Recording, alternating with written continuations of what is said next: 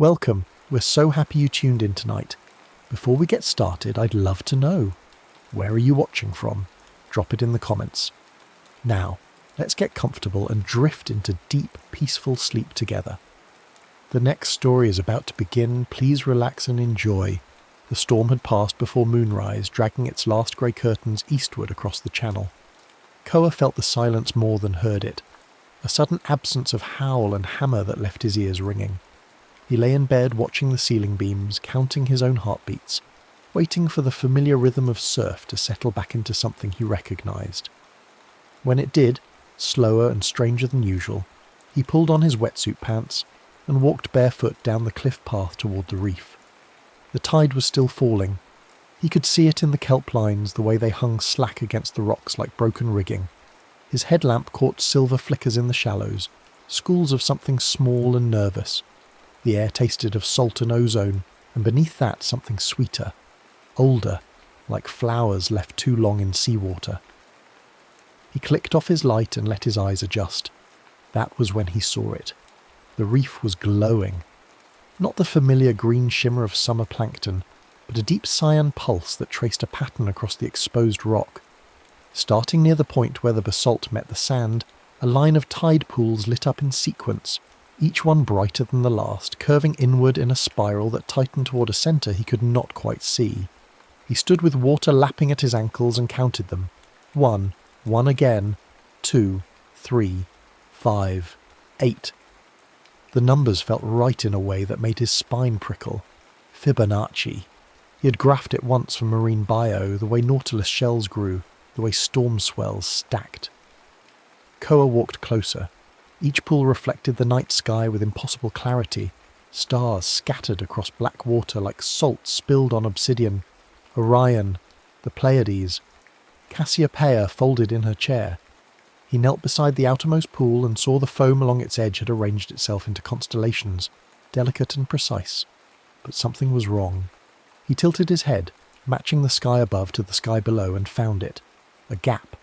In the water's reflection, where a star should have been in the lower arc of the Great Bear, there was only darkness. He looked up. The star was there, faint but present. He looked down. Gone. The spiral called to him. He did not know how else to describe it. A pull like current, like the way a rip knows exactly where you should not swim. He followed the glowing curve inward, stepping carefully from pool to pool, until he reached the third in the sequence and nearly tripped over something wedged between two rocks. He crouched and worked it free. A shell. Not any shell, but a nautilus cut in half, its inner chambers polished smooth, a spiral within a spiral. The outer rim was marked with tiny carved notches, and inside a second whirl rotated freely on a pin of coral. A compass, or something like one. He held it up, aligning the whirl with the pool at his feet, and the notches clicked into place with a sound like glass tapping glass. The world lurched. It was not a sound or a light, but a sensation of falling sideways, through something thick as honey. His vision blurred. The pools rearranged themselves. The rock shifted underfoot, and suddenly the surf was louder, rougher, crashing over stones that had been dry a moment before. Koa stumbled backward and splashed into shallow water, gasping. When his eyes cleared, the lighthouse was gone. Not dark, not broken, gone. Where Aunt Pilly's white tower should have stood against the sky, there was only headland and grass and a small fire burning near the cliff edge. Figures moved around it, wrapped in blankets. The air smelled of wood smoke and fish. The reef still glowed beneath him, the same cyan spiral, but the flotsam scattered along the tide line was different. Glass fishing floats, hemp nets, no plastic, no nylon, no painted buoys. "You're standing in the memory," a voice said.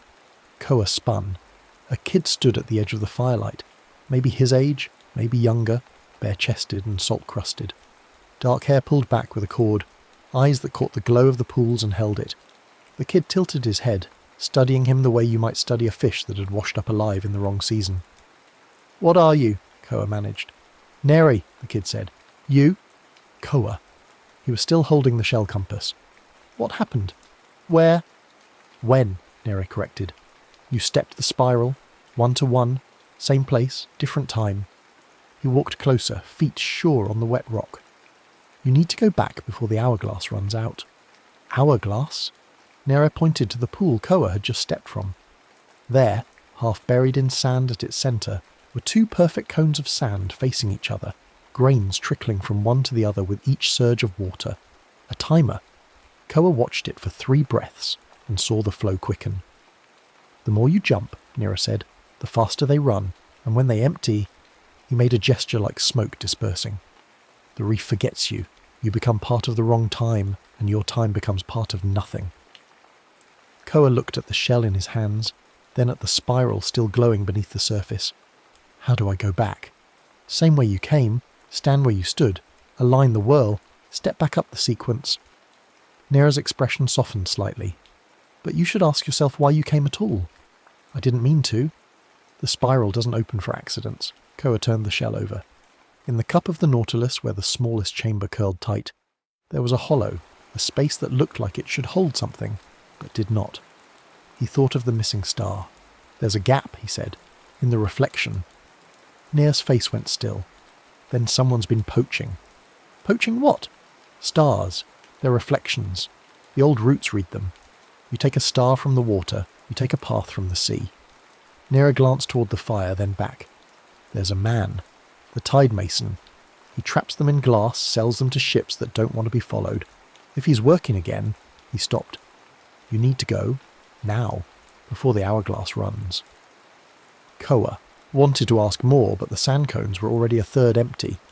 He positioned himself over the pool, lined up the shell compass, and stepped. The world shuddered. The fire vanished. The lighthouse blinked back into existence, its beams sweeping across the water in the steady rhythm he had known all his life. He stood on dry rock, breathing hard, the shell still warm in his hands. But something was different. He looked toward the jetty, the old concrete arm that hooked into the channel, and squinted. The painted arrow he used for swell readings, the one someone had sprayed in orange 40 years ago to mark the safe line, was gone. Not faded, erased, as if it had never been. The hourglass rule, he thought. Each jump costs something. He climbed back up the cliff path and did not sleep. By morning the spiral had faded, the pools returning to ordinary tide pools full of anemones and crabs and broken urchin shells. Koa sat on his bed with the shell compass, turning it over and over, feeling the weight of it, the smooth chambers and the carved notches. He counted them. 37. Enough for many jumps if he was careful. If he was foolish. He thought about Nair's warning and the missing star and the way the arrow had simply vanished from the jetty, and he thought about all the small things that made the coastline his, the things he had memorised without meaning to, the buoy bell that rang off key, the driftwood bench near the point, the exact angle of the lighthouse beam when it crossed his window at 2 a.m. How many jumps before the coast forgot him entirely. He went to the lighthouse after breakfast. Aunt Pilly was in the lamp room, cleaning the Fresnel lenses with a cloth that smelled like vinegar and patience. She did not turn when he climbed the iron stairs, but she smiled into the glass. "Storm knock something loose in your head?" she asked. "Maybe." He leaned against the railing. Below, the reef stretched out in its ordinary grey-brown tangle. You ever hear stories about the tide pools? About them glowing? Bioluminescence, every few summers. Not green, cyan, in a pattern. She stopped wiping and looked at him properly. Her eyes were the same colour as the deep water beyond the breakers, grey-blue and measuring. Your grandfather used to say the reef had a memory, that at the lowest tides it showed you things, roots, weather, times that hadn't happened yet or had already passed. She set down the cloth. I always thought he meant metaphorically. What if he didn't? Aunt Pilly studied him for a long moment, then picked up her radio mic and clicked it twice. Static hissed. This is Pilly at Point Refuge. Weather update at 0900. Swell dropping. Northwest 4 feet at 14 seconds. Winds light and variable. Next report at noon. Over. She hung the mic back on its hook. If the reef's showing you something, Koa, you pay attention, but you don't go playing with things you don't understand. The ocean's got rules older than maps. He nodded and left, but he already knew he would not listen. The next low tide came after midnight. Koa was waiting.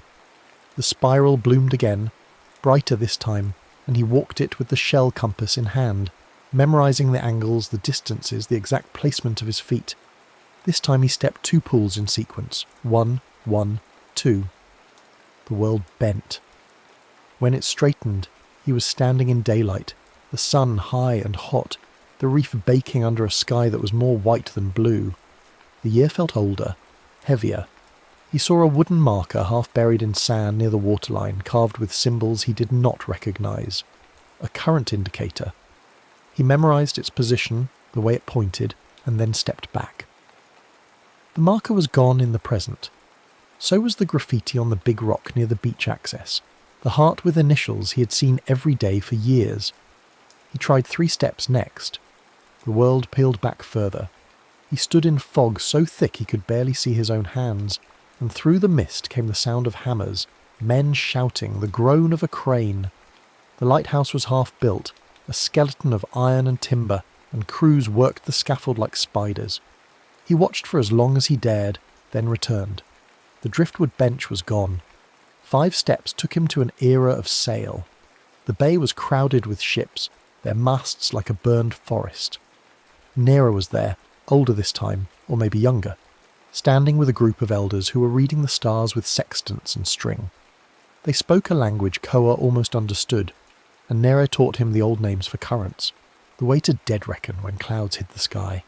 Koa listened and learned and stepped back. The buoy bell did not ring anymore. It was still there. He could see it bobbing in the channel, but when the swell pushed it, there was only silence. "You're running out of coast," Nera said the next time they met. He was sitting on a rock in some middle century, watching Koa step through. "I can see it on you, like you're fading at the edges. I need to understand how this works. You need to stop. There's a man stealing stars. You said so yourself." Nera looked away. "The Tidemason doesn't steal. He harvests. He thinks reflections are just light, that taking them doesn't hurt anything. But the stars in the water aren't reflections. They're anchors. They hold the roots in place. You take one, and ships lose their way. People forget how to find home." He picked up a pebble and threw it into the glowing pool. "He's been doing it for longer than I've been alive. Maybe longer than anyone's been alive. He moves between times like you, but he's better at it. And he's got glass floats that trap the light. So we stop him." "We?" Neri laughed, sharp and bitter. "I'm stuck here, Koa. This is my time. I can't leave it without a compass like yours, and even if I could, the reef would forget me faster than it's forgetting you. You want to stop him? You do it alone." But Koa heard the lie, in his voice, the want. The way Neri's eyes flicked to the shell compass, and then away. "Come with me," Koa said. Neri hesitated. Then slowly he nodded. They saw the Tidemason 3 jumps later. Koa had stepped to the 8th pool, Nera following on a second compass Koa had found wedged in the reef's heart when the skiff appeared. It moved wrong, cutting across the water at an angle that ignored the current, its wake stitched from multiple eras, foam that sparkled with impossible colours. The man at the tiller was tall and narrow, dressed in a coat that might have been salvaged from a dozen shipwrecks, buttons mismatched, fabric patched with sail canvas and oilskin. His face was sharp and patient, the face of someone who had learned to wait out storms by becoming part of them.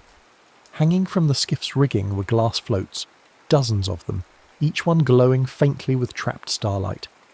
They clinked against each other with a sound like wind chimes made of ice. The Tidemason saw them and smiled. He did not stop. Instead, he reached down into the water, fingers trailing across the surface of the pool that mirrored Koa's missing star, and when he lifted his hand, the reflection came with it, pulled free like silk from a loom. He folded it into a glass float, sealed it with a cork, and hung it among the others. The gap in the sky widened. Koa felt it like a tooth pulled, a sudden absence that made the whole reef shudder. "Hey!" Koa shouted, but the Tidemason was already moving, his skiff sliding forward into a different time, the wake erasing itself as it went. Neri grabbed Koa's arm. "Don't chase him unprepared. He'll drown you in years." But the hourglass in the pool was spinning faster now, grains blurring, and Koa could feel the coast shrinking behind him. He turned to climb back up the cliff path and stopped. The path was shorter. Rocks he remembered were simply not there, as if the headland had been sanded down by centuries that never happened. At the lighthouse, Aunt Pilly's voice crackled over the radio. This is Peely at..." Static swallowed her words. "Weather report. Swell. Bay name. I don't..." The transmission cut out. Koa ran. He burst into the lamp room and found Aunt Peely staring at a chart on the table, her finger tracing a coastline that was drawn wrong, too short, too smooth. Bays that should have names were labelled with question marks. "What is this?" she whispered. "He's taking the navigation," Koa said. "Someone's stealing it." "Who?" "The Tidemason." She looked at him like he had started speaking in storm surge. "Koa, I know how it sounds, but it's real. The spiral, the jumps, the missing star. If I don't stop him, the whole coast will disappear. The reef will forget us, and we'll forget the reef, and none of this." He gestured at the lighthouse, the lenses, the carefully maintained beam that had guided ships for 100 years. None of this will have ever mattered. Aunt Pilly sat down. The chart. She walked to the window and looked out at the reef, the ordinary grey-brown reef that held no glow in daylight, and then she turned back to him. "What do you need?" "Time, and a way to triangulate the missing star. If I can get its angle from 3 positions, I can reconstruct the reflection and trap it back into the shell. But I need to do it at slack water, when the tide's breath holds still between ebb and flow." She checked her tide chart. "Slack's in 4 hours, just after dawn." "Then I've got 4 hours to catch a man who can move through centuries." "Not alone, you don't." She picked up 3 handheld signal mirrors from the emergency kit. "These, reflective, waterproof, plant them at measured points, and you can bounce light between eras. Should work for starlight too." She pressed them into his hands. "And Koa, come back. I've already lost enough family to the ocean." He hugged her, quick and hard, and then he was running. The spiral was already glowing when he reached it, even though the sun had not yet set. Something was wrong with the timing. The hourglasses in every pool were spinning fast, grains flying, and the reef itself seemed to pulse, unstable, as if it could not decide which era it belonged to. Nair was waiting at the centre, his face grim. "He's reversing the sequence," Nair said, "running it backward. 8, 5, 3, 2, 1. It's pulling the tides out of order. If he finishes, the whole spiral collapses and everything it's holding in place, roots, memories, coastlines, goes with it. Then we stop him now." They stepped together, moving fast through the sequence, chasing the Tidemason's wake through decades and centuries. The reef at night, phosphorescent and wild. The reef under a whaleboat's shadow in 1850, harpoons flashing. The reef in 1926, fogged and strange. A boardwalk built along its edge that would burn down before Koa was born. Each jump the hourglasses spun faster, and each return Koa felt his own time fraying. The painted arrow was not just gone, but forgotten. When he tried to picture it, the memory slipped away like water through his fingers. They found the Tidemason at the spiral's centre. He was standing in a pool that had not existed before, or maybe had always existed, and they had simply never seen it. The glass floats hung around him, glowing with stolen stars, and in his hands was Koa's star, the missing piece, folded into light and glass and silence.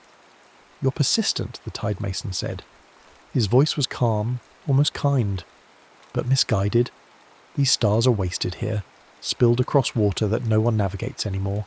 I'm preserving them, selling them to people who remember how to use the old routes, who won't let the skills die." "You're erasing the roots," Koa said. "Every star you take makes the coast forget itself. The coast has no memory, only the people do, and they're forgetting anyway." The Tidemason held up the float containing Koa's star. This is insurance. Power over weather, control of passages. It's worth more than the rocks it reflected on. It's not yours. Neither is it yours." The Tidemason smiled. "But I'm willing to negotiate. Step aside, let me finish the reversal, and I'll leave you a coast. Small, stripped, but still there.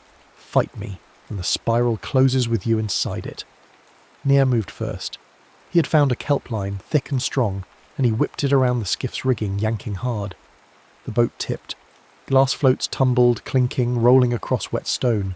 Stars spilled from some, pouring back into the pools like luminous rain. The Tidemason snarled and kicked nearer backward, then wrapped the kelp around Nair's wrists, binding him. Koa lunged. He grabbed for the float with his star, but the Tidemason was faster, older, practiced. He shoved Koa toward the edge of the centre pool, where the water was deep and black and moved in ways that had nothing to do with tide. Koa felt himself tipping, the hourglass beside him almost empty, grains down to the last few. Then he remembered the mirrors. He pulled them from his pocket and threw one to Neri, who caught it left-handed and held it up despite the kelp binding his wrists. Koa planted the second mirror in a notch of rock at the pool's edge, angling it toward the sky. The third he held himself, tilting it until the geometry aligned. 3 points, 3 reflections, the missing star's angle reconstructed across eras and time. "Now!" he shouted. Near angled his mirror. Light bounced. The star's reflection threaded from glass to water to sky to shell, and Koa caught it in the cup of the Nautilus, in that hollow chamber that had been waiting. He held his breath. The Tidemason reached for him, but the water had already begun to change. The reflection solidified, clicking into place like a key in a lock, and above them the gap in the constellations sealed shut. The sky snapped whole. The glass floats shattered. One by one they cracked, releasing stars in a rush of cyan light that poured back into the pools, back into the roots, back into memory. The Tidemason's skiff lost its way, the stitched wake unravelling, and he stumbled, reaching for rigging that was no longer there. "You don't understand," he said, and his voice was desperate now. "Without these they'll forget how to sail, how to read the currents, how to find home." "Then we'll teach them again," Koa said. "The right way." The spiral brightened once, a final pulse of cyan that lit the entire reef, and then it dimmed. The pools returned to darkness. Slack water arrived, breath held between ebb and flood, and Koa exhaled slowly, standing in the centre with the shell compass in his hands and the star's reflection warm in its cup. The world steadied. When he opened his eyes, he was back in his own time, the lighthouse beam sweeping across the water in its familiar rhythm. Aunt Peely's voice crackled over the radio, clear and strong. "This is Peely at Point Refuge. Weather at 600. Swells up, kiddo. Winds northwest 15. Over." Koa looked toward the jetty. The painted arrow was back, faint but there, like something remembered after a long dream. The buoy bell rang, its tone slightly different than before, but true. The driftwood bench sat in its spot near the point, weathered and patient. He walked to the cliff edge and found a cairn of shells, carefully stacked above the tide line. When the light hit it right, its shadow pointed straight to where the spiral began. Near's mark. A message. In his pocket, the shell compass was still warm, and beside it, a small shard of glass, smooth and always rolling, glowing faintly with a light that had no business existing in any single era. Proof. Warning. Memory. Koa stood on the rocks and watched the tide turn. The reef stretched out before him, ordinary and eternal, holding its secrets beneath foam and stone, and the patient weight of water that had always known how to keep time. He thought about the hourglasses, the grains still trickling somewhere beneath the surface, and he thought about all the small things that made a coastline home, the bells, the arrows, the exact angle of light at dawn. He would not step the spiral again, not unless he had to. But he kept the compass, and he kept the glass, and when the moon went dark and the tide pulled low, he walked the reef and counted the pools in sequence, making sure they were all still there. 1, 1, 2, 3, 5, 8, 13. The numbers felt right, the way a wave feels right when you catch it at the perfect moment, the way home feels when you have been away too long and return to find it exactly as you left it, except for the small ways it has changed, the small ways it has remembered you. The Tidemason was gone, his skiff scattered across eras that would not hold him, but the roots remained, written in starlight and salt, in the memory of a reef that glowed cyan at the lowest tides and whispered old names to anyone patient enough to listen. Koa listened, and the coast, for now, remembered. The next story is about to begin. Please relax and enjoy. The quarry woods smelled of limestone dust and wild mint the evening Leo first saw the light. Not lamplight, not headlights threading through the pines, but something older, something that pulsed like a heartbeat seen through closed eyelids. He'd been skating the empty lot behind the rail depot, grinding the same cracked curb over and over, trying to wear the afternoon down to nothing, trying not to think about the note folded in his pocket. Had to go. You understand.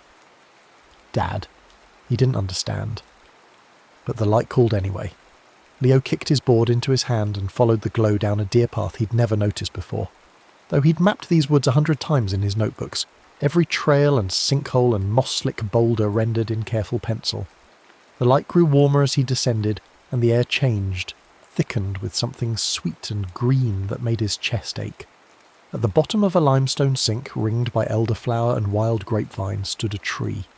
No, not a tree. The tree.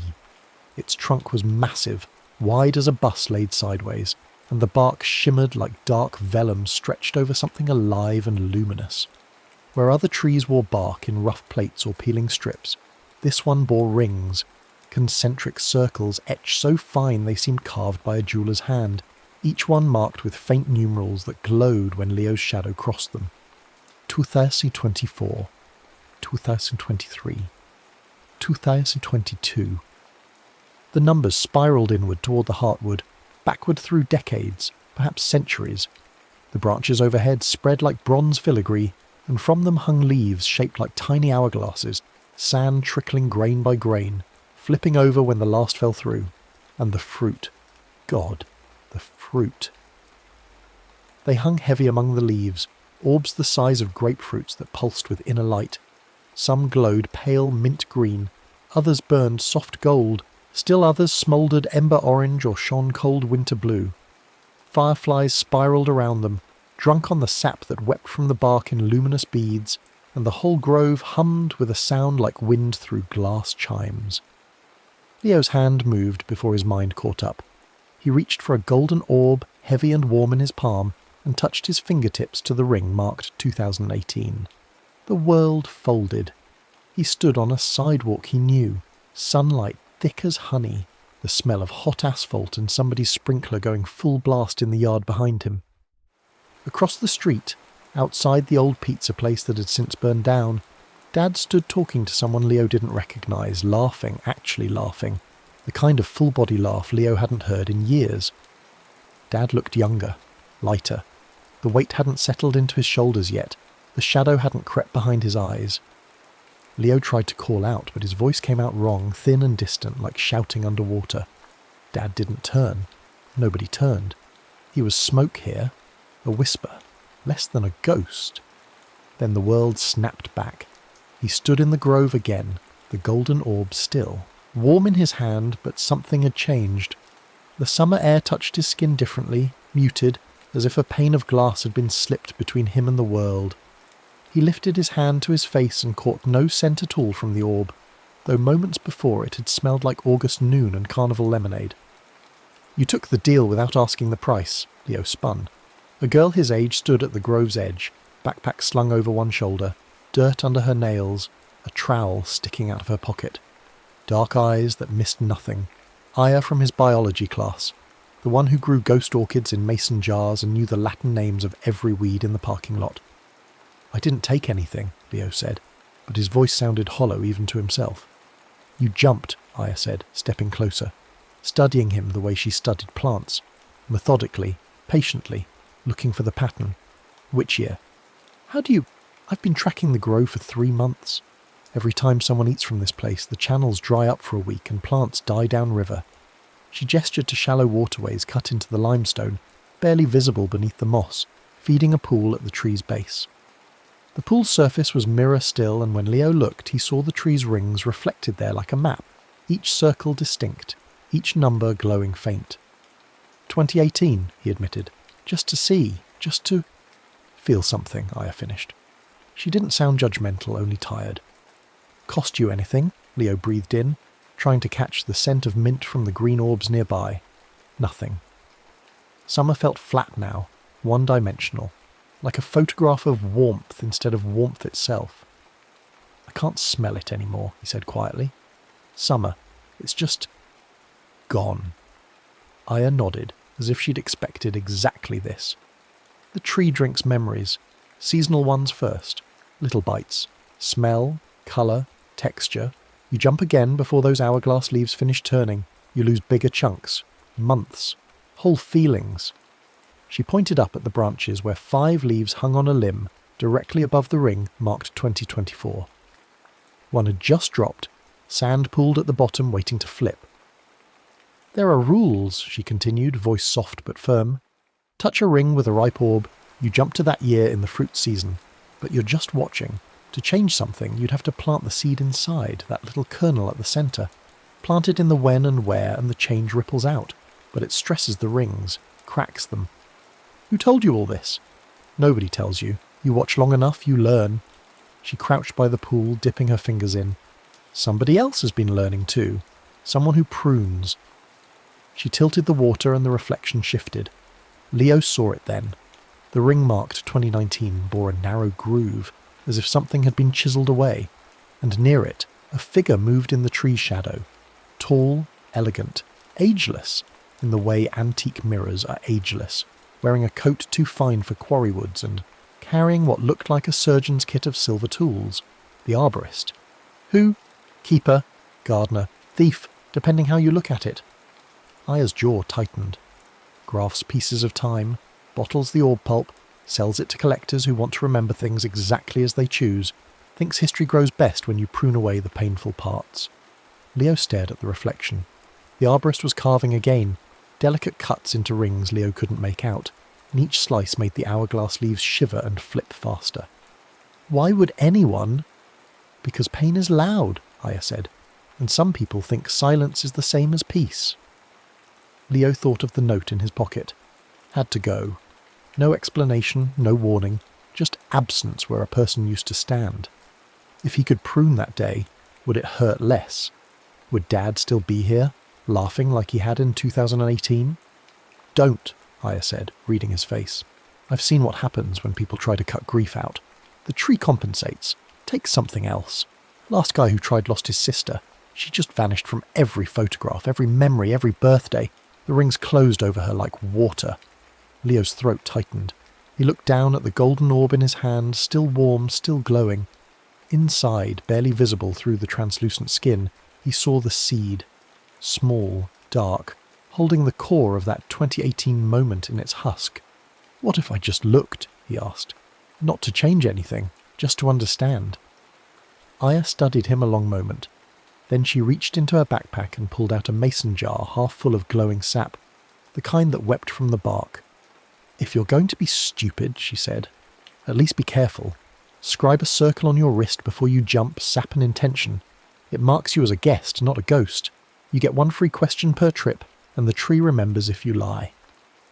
She showed him, dipped her thumb in the sap and drew a thin ring around her left wrist.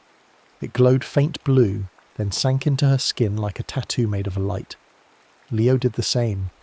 The sap was warm, sticky, and smelled faintly of cedar smoke and rain. One more thing, Aya said. To get home whole, really home, not just back, you need to close the loop. 4 seeds, one from each season, pressed into your year's ring and traced with sap in a full circle. Otherwise you're always halfway gone. Part of you still wandering. Where do I find 4 seeds that matter? That, Aya said, is the question, isn't it? Over the next week Leo jumped carefully. Spring mint green orbs took him to March mornings. The first garden Dad had planted after Mom left. Daffodils pushing through cold mud. Summer gold sent him to the beach day when he was 8. Sand hot under his feet. Dad teaching him to body surf. Autumn ember showed him his grandparents' harvest. The smell of cider boiling on the stove. Leaves crunching underfoot. Winter blue dropped him into a blizzard when he was 12. Dad pulling him out of a snowbank, laughing through frozen breath. Each jump stripped another layer. After spring, cut grass smelled like nothing. After summer, he couldn't remember what warm sand felt like on his palms. Autumn took the taste of cider, sharp and sweet. Winter stole the sparkle of fresh snow under streetlights. But he gathered the seeds, pocketed them carefully, each one a kernel of the core moment, the heart of the season. 4 small dark things that thrummed with potential. Aya met him each dawn, checking his eyes, his pulse, making sure he wasn't fading. You're holding, she said after the 4th jump, barely. I just need to plant them, Leo said, though his voice sounded strange, flattened. The world around him had lost texture. Food tasted like cardboard. Music was just organised noise. He moved through days like a figure in a snow globe, sealed behind glass. Not yet, Aya warned. The arborist's been busy. She showed him the pool. The rings had changed. Whole years were missing. 2003, 2011, 2017. Pruned so cleanly the tree had closed over them like scar tissue. On Main Street, the town mural now showed a different dedication date. The old stone bridge everyone used as a landmark had vanished from directions, from maps, from memory. Only Leo and Aya, marked by the grove's sap, still remembered it had existed. 3 painful years, Aya said quietly. Town votes, budget cuts, people leaving. He's rewriting it into something prettier. Can he do that? He is doing it. The nights grew strange after that. Leo would wake to find his notebooks altered. Whole pages of maps showing streets that no longer led anywhere. Parks that had been replaced by blank spaces labelled only municipal easement, in his own handwriting he didn't remember making. At school, teachers stumbled over attendance, uncertain why certain desks sat empty, when no one could recall the students who'd once filled them. The erasure was spreading, quiet as rot, steady as rust. Aya began documenting everything. She photographed street signs, copied down plaques, pressed flowers from gardens that might vanish overnight. Her bedroom became an archive of a town slowly forgetting itself, and she carried a shoebox of evidence everywhere, convinced that memory preserved in multiple forms might resist the pruning. "It's not just years," she told Leo one afternoon in the grove, crouched beside the reflection pool with her phone out, comparing a photograph of Main Street to what the water showed. "He's taking moments within years now. Selective cuts.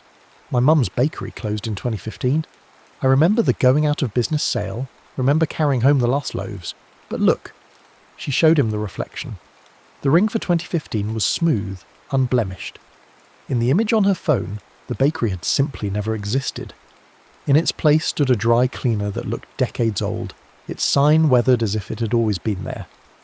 "That's not possible," Leo whispered. "The tree makes it possible, and the arborist makes it permanent." Aya's hands shook as she put the phone away. He's not just pruning pain anymore, he's curating, deciding what version of the town gets to be real.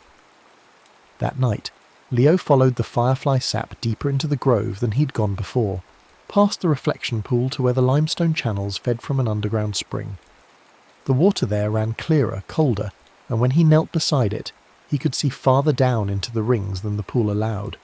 The tree's heartwood was visible here, a core of pale wood marked with the oldest years, 1847, 1823, numbers barely legible wrapped in shadow. Something glinted in the water. Leo reached in, fingers going numb, and pulled out a shard of glass no bigger than his thumbnail. It was warm despite the cold spring, and when he held it to the moonlight, he saw an image trapped inside. A woman in an old-fashioned dress standing beside a sapling, hand pressed to its trunk, mouth open, as if singing or crying or both. The sapling was unmistakably the timeline tree, young and thin, its first rings just forming. "She was the first arborist," a voice said behind him. Leo spun, dropping the shard back into the water. The current man stood there, coat buttoned against the night chill, silver tools clinking softly in his pockets. "Before me, before a dozen others," the arborist continued, stepping closer, eyes fixed on the spring. "She planted the tree from a seed given her by someone she loved, someone who died badly, painfully in a year she wanted to forget. The tree grew from that grief, fed on it, and she learned what I've learned, that time is a garden and gardens must be tended. By cutting out what you don't like," Leo's voice was steadier than he felt, "by preventing overgrowth, by stopping the invasive vines of trauma from choking everything beautiful." The arborist crouched beside the spring, trailing his fingers through the water. "That bakery Aya mourns? It failed because the owner's son died. Overdose. The whole family crumbled. The building sat empty for 2 years, windows broken, graffiti, despair. I removed it. Now there's a dry cleaner, steady work, no tragedy. Better, yes? It's not real. It's more real. Memory without pain, history without scars." The arborist stood, and his agelessness suddenly seemed less like beauty and more like absence, as if time had given up trying to touch him. "I'm offering you the same mercy, Leo. Let me prune the year your father left. He'll wake tomorrow in your house, making breakfast, whole and happy. You'll remember him that way, only that way. And what gets erased to make room? Does it matter? 3 small rings, years no one cherishes." Leo thought of Aya's shoebox, her photographs, her pressed flowers. Someone had cherished those years. Someone always did. The painful ones maybe most of all, because they were the years that taught you what mattered, what was worth holding, worth fighting for. "I'm not trading," Leo said. The arborist's expression hardened. "Then you're wasting the tree's gift. And mine." He turned and walked back toward the trunk, and Leo heard the soft metallic whisper of the saw being drawn from its sheath. The next 3 days were a race against pruning. Leo and Aya worked in shifts, one always at the grove, watching the arborist's movements, counting the hourglass leaves as they fell. Leo's home ring showed 4 leaves down, one hanging by threads, and the stress crack had spread, spiderwebbing toward adjacent years. They tried everything. Aya brought chicken wire to wrap the trunk, thinking they could physically protect the rings. The tree absorbed it overnight, metal vanishing into bark like a stone into water. Leo tried reasoning with the arborist again, offering to help him understand the cost of his work, but the man simply smiled and continued his careful cuts, each one calculated, each one final. "We can't stop him from the outside," Aya said on the 3rd night, exhausted, her archive now filling 2 shoeboxes and a milk crate. "He's part of the tree. He's been drinking the pulp for so long he's more sap than blood." "Then we go through," Leo said. "Through what?" "The tree into it." He pulled out the 4 seeds he'd gathered, each one still thrumming with captured season. "You said to plant them to close the loop, to get home whole. But what if they're not just a lock? What if they're a key?" Aya stared at the seeds. "You want to plant them while you're inside a jump. Make the change from within the year, not from the present. The arborist graphs from outside. We grow from inside. Make the tree remember what it cost to forget." It was a terrible plan. It was the only plan. They waited for a night when the arborist left the grove, disappearing to whatever place he dwelt between tendings. Then Aya and Leo stood before the trunk, each holding 2 seeds, the jar of firefly sap between them. "If this goes wrong," Aya said, "if we get stuck—" "We won't," Leo said, with more confidence than he felt. They each took an orb, Leo a summer gold, Aya a spring mint, and pressed them to Leo's home ring together, fingers intertwined, touching the number 2024 in unison. The world folded, but differently this time. They fell through the bark into the tree itself, into a space that was neither year nor season, but the living map of all years, all seasons, layered like silk and shadow. The rings surrounded them, glowing walls stretching up and down forever, and they could see the damage now, not just the pruned years, but the ghost marks where moments had been cut away, leaving the rings hollow, brittle, crying. "He's killing it," Aya breathed. "The tree's dying from the inside." They could see the arborist's work everywhere, decades of careful cuts, each one weakening the structure, making the next cut easier. The tree had become a shell, beautiful on the outside, collapsing within. "The seeds," Leo said. "We plant them here, now, in the wood itself." They pressed the 4 seeds, spring, summer, autumn, winter, into the inner bark of Leo's ring, and the tree drank them differently than it had drunk his memories. These it welcomed, pulling them deep, and Leo felt the seasons flood back through him, not as loss, but as return. Grass scent and sand warmth and cider taste and snow sparkle, all of it rushing home, and with it came something else, the tree's memory. He saw the woman from the glass shard, young and grieving, planting the first seed. Saw the tree grow tall on sorrow, yes, but also on love, on the fierce, bright determination to remember truly, completely, even when remembering hurt. The tree had never been meant for pruning. It had been planted as a monument to wholeness, to the acceptance of all seasons, bitter and sweet together. The arborist had broken the first rule. He'd tried to make the tree forget itself. Leo and Aya pulled the jar of sap from Aya's backpack and began to scribe, not around Leo's ring, but around all the rings together, a vast spiral working inward from the present toward the heartwood. They drew with both hands, fingers cramping, the glow spreading like dawn, and as they marked each ring, the ghost spaces filled. The pruned years returned, not erased but remembered, scars and all. The tree surged with relief, with recognition, and they felt it wake, truly wake, for the first time in decades. The arborist appeared that night, stepping from behind the trunk as if the tree had exhaled him. Up close, he was beautiful in a way that hurt to look at. Features sharp as cut glass, eyes pale as winter fog, coat lined with silk the colour of old honey. He carried his silver tools in a leather roll and moved with the precision of someone who had grafted 1,000 branches, bottled 1,000 moments, pruned 1,000 regrets. "You're the map boy," he said, voice smooth, cultured, kind. "I've been watching you circle my work, trying to understand." "Your work?"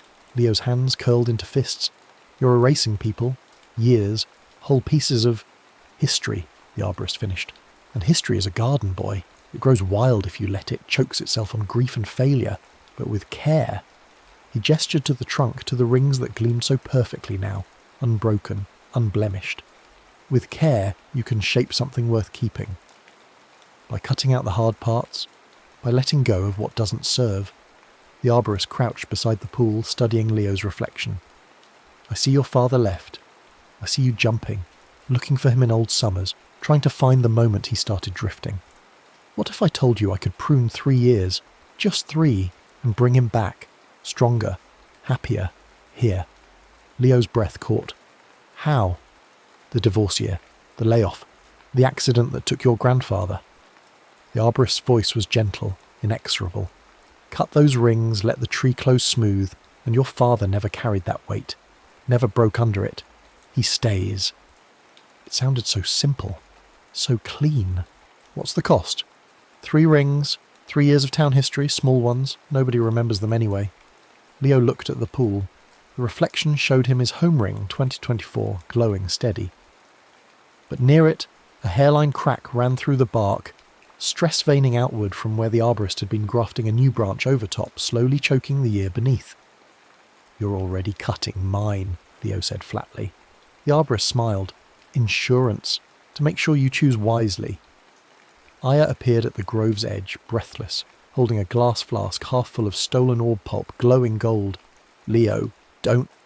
Roots erupted from the ground like striking snakes, vine-wrapped and fast, snaring her legs, her wrists, pulling her down into the moss.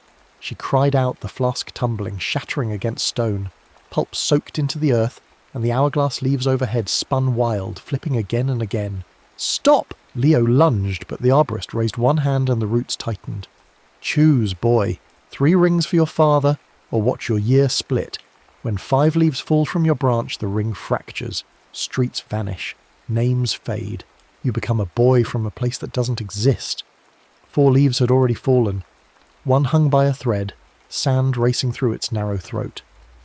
Leo's mind raced. 4 seeds. 4 seasons. If he could plant them, trace the circle, close the loop. But Aya was caught. The arborist was moving, pulling a silver saw from his kit, stepping toward Leo's home ring with the calm focus of a surgeon. "I won't trade years," Leo said, voice shaking. "Not mine, not anyone's." "Then you'll lose them anyway." The arborist set the saw to bark and the tree screamed, a sound like wind through 1,000 empty rooms, like glass cracking under ice. The hourglass leaves flipped faster. The 5th leaf on Leo's branch trembled. Leo looked at the 4 seeds in his palm, spring, summer, autumn, winter. He'd gathered them across time, across loss, across the slow, beautiful ache of remembering. They were heavy with meaning, dense as collapsed stars. If he planted them wrong, in the wrong year, the wrong place, they'd warp the rings further, fracture more leaves, unmake more than they saved. But if he planted them right... Aya caught his eye through the roots, mouthing something. Canopy, circle, sap. Leo understood. He shoved the seeds in his pocket, grabbed the golden orb still glowing on the moss, and ran for the trunk. The arborist turned, saw him coming, moved to block. But Leo was a skater. He knew how to slip past obstacles, how to ride momentum into impossible spaces. He ducked under the reaching hand, jumped, caught the lowest branch and hauled himself up. The tree welcomed him. Bark under his palms was warm, alive, rough as a father's hand. He climbed fast, breath burning, arms screaming, up through the bronze filigree toward the canopy where the hourglass leaves hung like a constellation of falling time. Wind rose, howling through the grove, whipping the branches. Below, the arborist shouted something Leo couldn't hear over the roar. At the crown, Leo tied the 4 seeds onto a length of torn shoelace. Spring, summer, autumn, winter, and looped it around his wrist. The reflection pool was a silver coin far below, the rings glowing bright as welding sparks. His home ring, 2024, pulsed at the trunk's southern quarter, cracked but still whole. He needed to touch each cardinal direction, needed to close the circle. Leo gripped a swaying branch thick as his waist and began to move, pendulum wide, riding the wind's rhythm. He stretched out, east first, pressed the spring seed to the ring's eastern edge. The bark drank it, pulled it inside, and he felt the ghost memory of wet earth, of daffodils breaking through. He smeared sap in a glowing arc marking the curve. The hourglass leaves slowed, west next. Leo swung hard, momentum carrying him across the crown. The summer seed pressed home, and for one fractured instant he felt sand again, hot and real under his palms, his father's laugh rising over the surf. Another arc of sap blazing gold. South, the autumn seed. He tasted cider, sharp and sweet, heard leaves crunching under boots that were his and also his grandfather's. The sap glowed ember red. North, the final seed. Winter, the hardest. He reached, stretched, fingertips just brushing the bark, and the branch cracked. He fell, caught himself one-handed on a thinner limb that bent, then held. Leo dangled, breath gone. The winter seed clutched against his ribs. Below, the arborist's saw screamed through wood. The fifth leaf hung by a single grain of sand. Aya's voice, hoarse and fierce. "Plant it, Leo!" He swung himself up, back, knees, hands, and lunged, pressing the winter seed to the northern ring so hard his knuckles split. Cold flooded through him, crystalline and pure, the memory of snow sparking under streetlights, his father pulling him out of the drift, alive and laughing and there. Leo traced the final arc of sap completing the circle. The hourglass leaves froze, flipped together all at once in perfect unison. The tree surged, roots exploded from the ground, surging upward, wrapping the arborist's graft branch and tearing it free. The stolen pulp in his coat burst, bleeding firefly sap that soaked back into the bark, years returning to their rings. The arborist staggered, aged, suddenly old in a way that had nothing to do with years and everything to do with emptiness. The silver tools clattered to stone. Aya's roots released. She gasped, rolled free. Leo slid down the trunk, palms raw, and landed hard on the moss. The grove was silent now, just the soft flip of hourglass leaves resetting, grains falling slow and steady. The arborist looked at him, face hollow. "You chose wrong." "No," Leo said quietly. "I chose to let it stay." Even the day he left. Leo pulled the note from his pocket, read it again. Had to go. You understand. He didn't. Maybe he never would. But the ring was intact now, every scar and crack and ugly moment still there, glowing faint in the bark. Even that, Leo said. The arborist faded, not vanished, just thinned, like watercolour bleeding into white paper, until he was smoke and shadow, and gone. Aya stood, brushed moss from her knees and picked up the shattered graft branch. "We should plant this," she said. "Somewhere safe. Let it grow right." They dug a hole at the grove's edge and buried it, marking the spot with a smooth stone labelled in Aya's careful hand. Let grow. When dawn broke over the quarry woods, Leo felt it. Summer on his skin. Warm and real. The scent of mint from the green orbs, sharp and alive. He breathed deep and tasted cider on the back of his tongue, felt snow sparkle in his memory like stars behind closed eyes. His phone buzzed. Coffee at noon? Dad? Leo smiled. The message was small, uncertain, maybe a beginning or maybe just a moment, but it was real. It was his. And he could trace the ring around it now, a full circle, and know it held.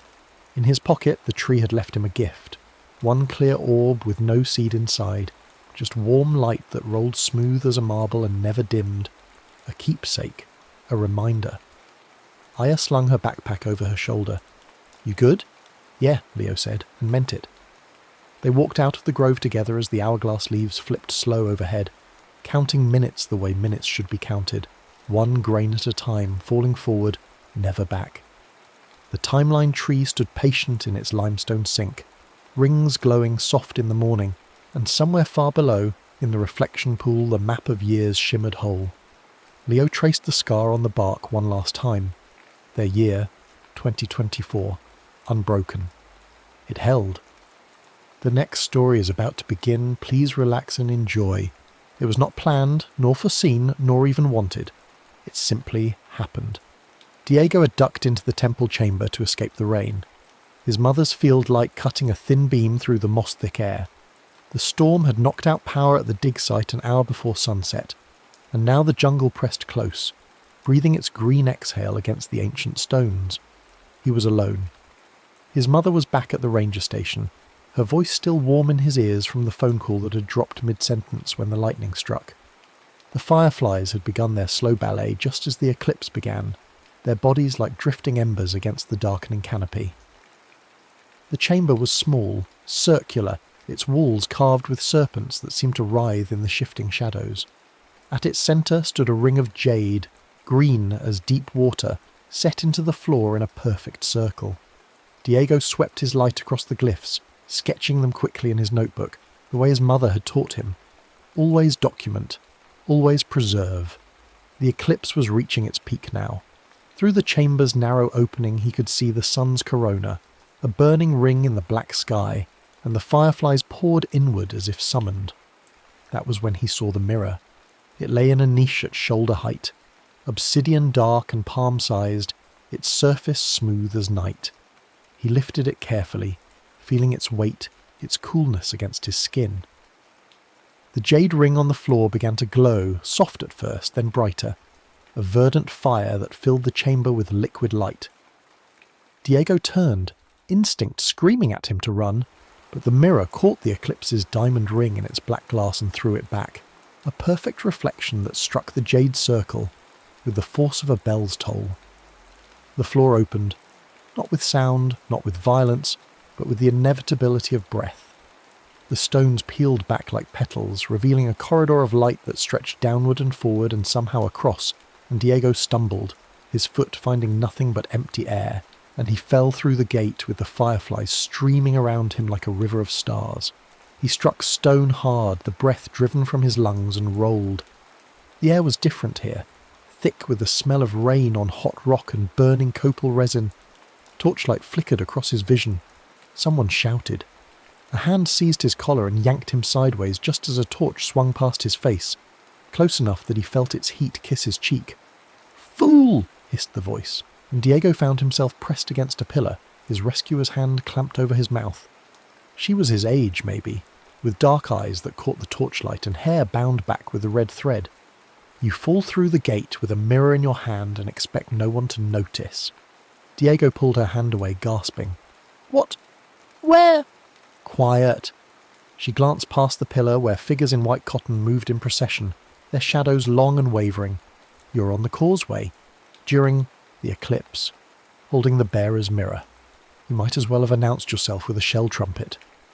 The causeway stretched before him, a raised path of limestone that ran straight as a blade through the jungle darkness.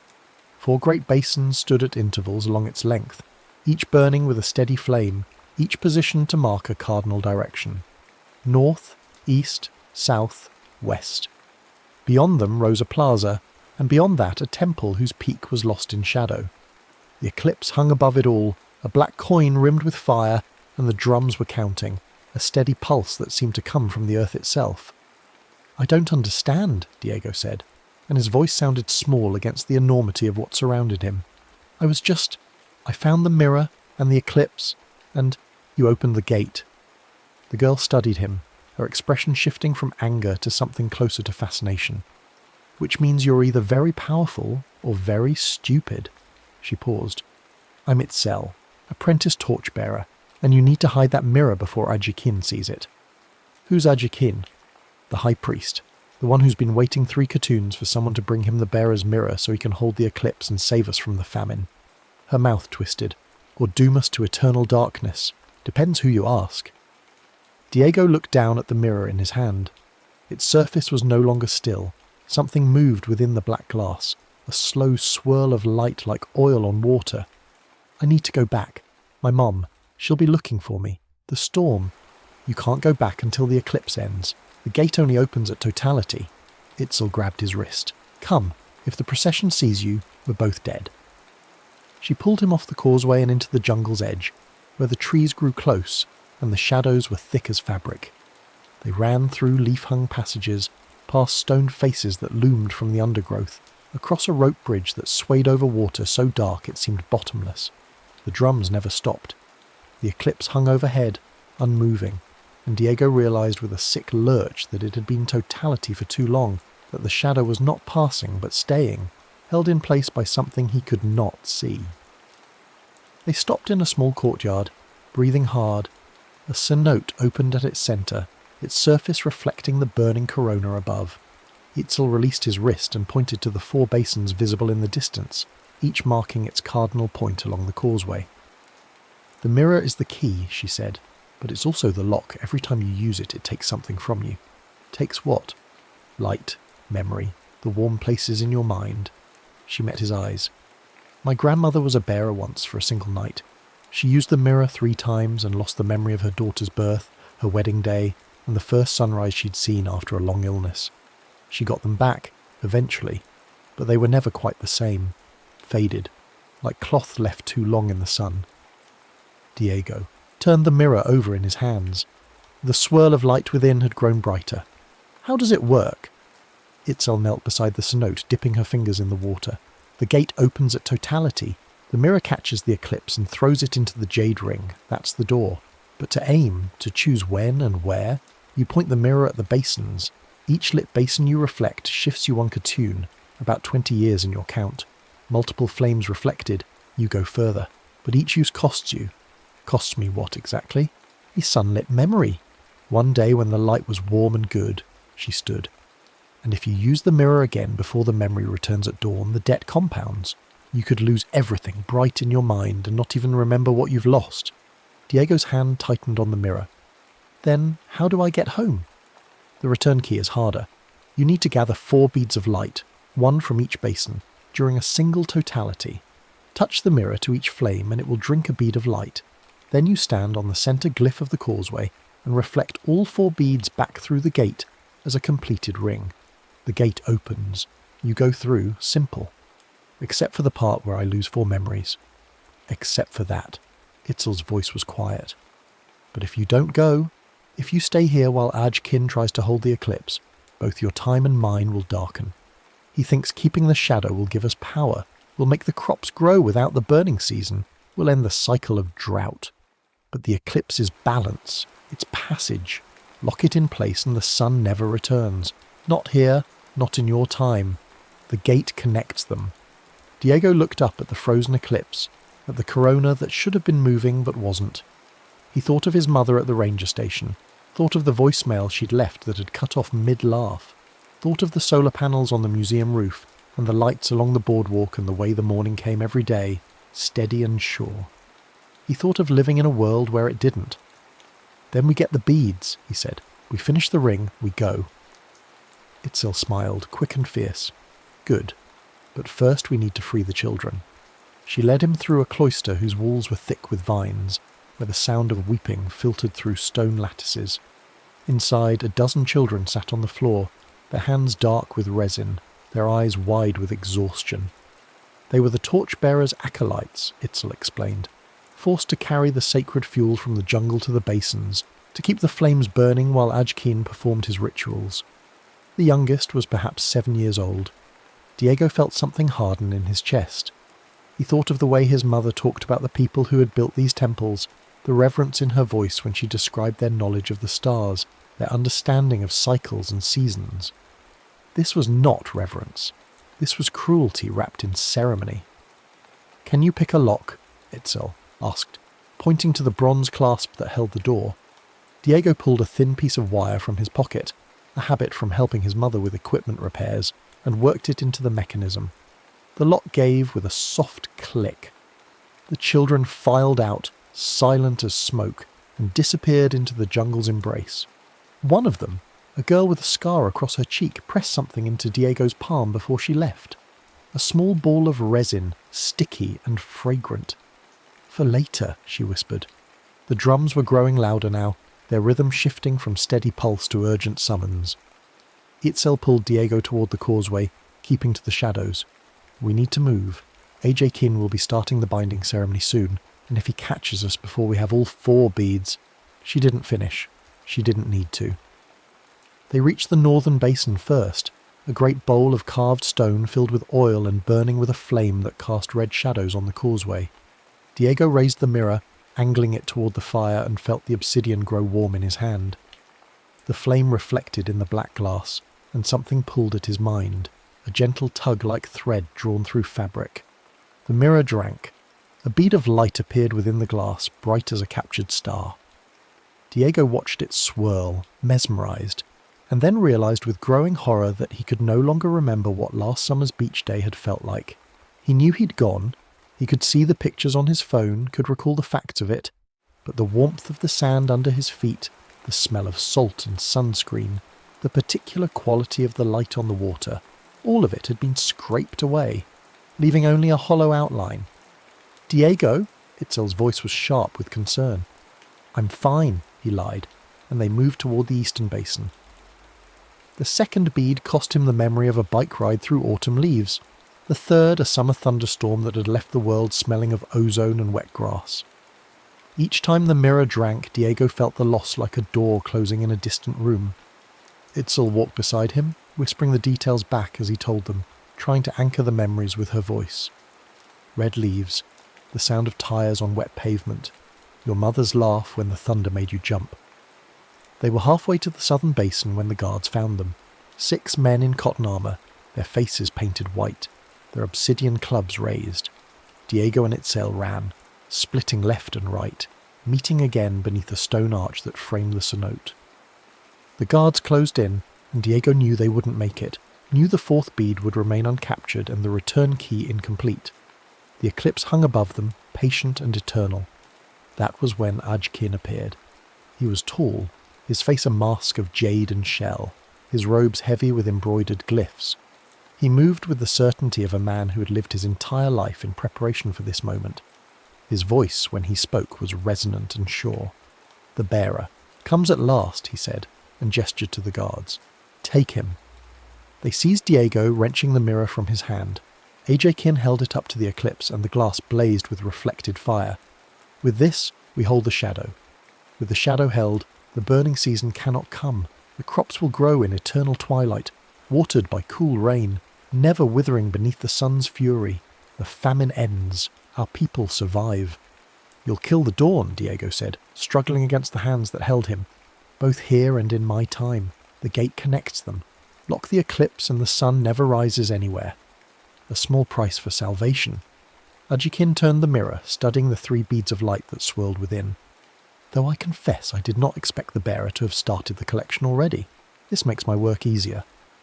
He walked to the western basin, the last one, and raised the mirror toward its flame. Diego shouted, thrashing, but the guards held him fast. The mirror drank. The 4th bead appeared, completing the ring, and Ajkin smiled behind his mask. "Now," he said, "we anchor." He moved to the causeway and began to light the basins in sequence, using brands carried by his attendants. 1 flame became 2, 2 became 4, 4 became 8. The mirrors were not just keys but multipliers. With each reflected flame the eclipse deepened, the shadow thickening like blood. Diego could see it now, overlaid on the world like a ghostly film, his present dimming, the boardwalk lights blinking out one by one, his mother's voice on the voicemail corrupting into static. The guards dragged him beneath the plaza and locked him in a stone chamber that stank of water and earth. Itzel was thrown in after him, her lip bleeding, her eyes bright with fury. The door sealed. The drums pounded overhead. "We failed," Diego said, and the words tasted like ash. "Not yet." Itzel wiped the blood from her mouth. "The eclipse hasn't ended. As long as it's still totality, the gate is still open." She looked up at the ceiling, where thin cracks let through slivers of torchlight. "We just need to get out of here, get the mirror back, and complete the return key before AJ Kin finishes the binding." "That's all?" She grinned. "That's all?" The resin ball, the one the scarred girl had given him, was still in Diego's pocket. He pulled it out, studying it in the dim light. "Can you make fire?" Itzel produced a small striker from her belt. "Always." They worked quickly. Diego shaped the resin into a sphere, Itzel set it alight, and they counted the drumbeats, timing the guard's rotation. When the footsteps faded, Diego threw the burning ball through one of the ceiling cracks. It struck a pile of ceremonial fabric and ignited flame racing up the dry cloth like water pouring uphill. Shouts, running feet, chaos. The door shook as someone fumbled with the lock from outside. Itzel and Diego braced themselves, and when the panel swung open they surged through, knocking the startled guard aside. They ran through smoke and confusion, past attendants scrambling with water jars, up stone stairs slick with moss and humidity. The causeway stretched before them, lit by the 4 basins and the eclipse's eternal corona. A.J. Keane stood at the centred glyph, the mirror raised, his voice chanting in a language Diego didn't know. The air around him rippled with heat and shadow. Diego sprinted, his lungs burned, his legs screamed, but he didn't slow. He hit A.J. Keane from the side, a full-body tackle that sent them both sprawling across the stone. The mirror skittered free. Diego lunged for it, his fingers closing around the warm obsidian just as a guard's club whistled past his head. He rolled, came up running, and headed for the southern basin. The 3rd bead was already inside, but he needed to reaffirm it, to make sure the light hadn't faded. He touched the mirror to the flame. The bead pulsed, secure. East next, then north. Each basin's flame feeding the mirror's hunger, but asking no price because the beads were already collected, already claimed. Only the west remained. Diego sprinted along the causeway, Itzel beside him, guards closing from behind. The western basin burned ahead, its flames steady and bright, marking the cardinal point that would complete the ring. But to use it, to take the 4th bead again, he would have to pay the cost. He would lose another memory. Diego thought of his mother, thought of the sunrise morning when he'd taught her to skip stones across the river behind their house. He'd been 8.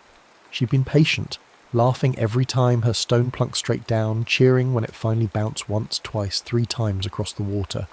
The light had been golden, pouring through the trees and shafts like solid things, and they'd stayed there for hours, just the 2 of them, while the day grew warm around them. It was the brightest memory he had. "Diego," Itzel said, and her voice was gentle. "You don't have to do this. We can find another way. There is no other way." He looked at the eclipse, at the shadow that was holding, at the gate that would close if he didn't move now. "And even if I forget the picture, I can still live the story. I can make new mornings." He raised the mirror to the western flame. The glass drank deep. The 4th bead clicked into place, joining its siblings in a perfect ring of light that orbited within the black depths. And Diego felt the memory leave him, the warmth of it sliding away like water through his fingers. He knew it had happened. He could see the fact of it. But the feeling, the light, the particular gold of that morning, all of it was gone. The guards were 5 paces away, 3, 1. Diego and Itzel stood on the centre glyph, their feet planted on the carved serpent that marked the gate's heart. Diego raised the mirror high and angled it back toward the jade ring on the causeway's end, the ring that glowed with the same green fire as the one in his time. The 4 beads spun faster, merging, becoming a single band of light that burned in the obsidian like a captured sun. He threw the reflection. The light struck the jade ring with a sound like bronze on bronze, and the causeway buckled. The basin's flames bent inward, pulled by a force Diego couldn't name, and the eclipse shuddered. Totality broke. The shadow released. The moon's edge slipped past the sun's face, and the diamond ring blazed again, fierce and true. The gate opened beneath them. Diego and Itzel fell through darkness that smelled of the rain and green growing things, through a space that was neither here nor there, through the breath between seconds. Diego felt the mirror grow cold in his hand, felt the beads of light scatter like seeds, felt the world turn over and deposit him gently on cool stone. He lay gasping. The air was different, thinner, cleaner, touched with the chemical smell of modern rain and distant traffic. Fireflies scattered into the trees above, their light fading as dawn broke across the jungle canopy. The temple chamber was empty. The jade ring on the floor was dark and still. His phone buzzed in his pocket. Diego pulled it out with shaking hands. The screen showed a notification. Voicemail received. He pressed play. and his mother's voice filled the chamber, clear and warm and whole. "Diego, honey, just wanted to let you know the storm's passing. I'll be there in an hour. Love you. Be safe." He closed his eyes, relief washing through him so strongly he thought he might be sick. The sun was rising outside, its light creeping across the stones in a slow, golden tide. He'd made it back. The eclipse had passed. The dawn had come. Itzel was gone, of course. She belonged to another time, another turning of the wheel. But he hoped she'd made it back too. Hoped the children had scattered safe into the jungle. Hoped Ajkin had learned that some shadows are meant to pass. Diego stood, pocketing his phone, and that was when he felt it. Something small and warm rolling against his thigh. He reached into his pocket and pulled out a bead of obsidian, perfectly round, smooth as water. It was warm to the touch, as if it had been sitting in sunlight. He held it up to the dawn light streaming through the chamber's opening, and saw, flickering within the black glass, fragments of the memories he'd traded. Not whole, not clear, but present. The shape of his mother's laugh, the colour of autumn leaves under bicycle tyres, the feeling of sand between his toes, the particular gold of a teaching morning by the river. They were faded, yes, like cloth left too long in the sun, but they were there. Diego closed his hand around the bead and felt it pulse once, gently, like a heartbeat. He understood now. The memories weren't lost, they were stored. And if he lived the moments again, if he made new mornings and new light, the old ones would return, gradually, piece by piece, until he couldn't tell which was memory and which was present and which was simply the continuity of days. He walked out of the temple chamber into the breaking dawn. The jungle exhaled its green breath around him. Somewhere in the distance his mother's truck was making its way down the muddy road, and the sun was climbing higher, and the fireflies were settling into their daytime sleep. Behind him, on the museum placard that had been installed just last month, new text had appeared overnight, added by hands unseen. The Shadow Bearer, a youth with a mirror who raised the dawn and taught us that some eclipses must end, and that light hoarded is light lost, but light given returns in the living. Diego read it twice, smiled once, and pocketed the warm obsidian bead. Then he walked toward his mother's voice, toward the morning, toward the next bright thing. But the jungle was not finished with him yet. 3 steps from the chamber's threshold, Diego stopped.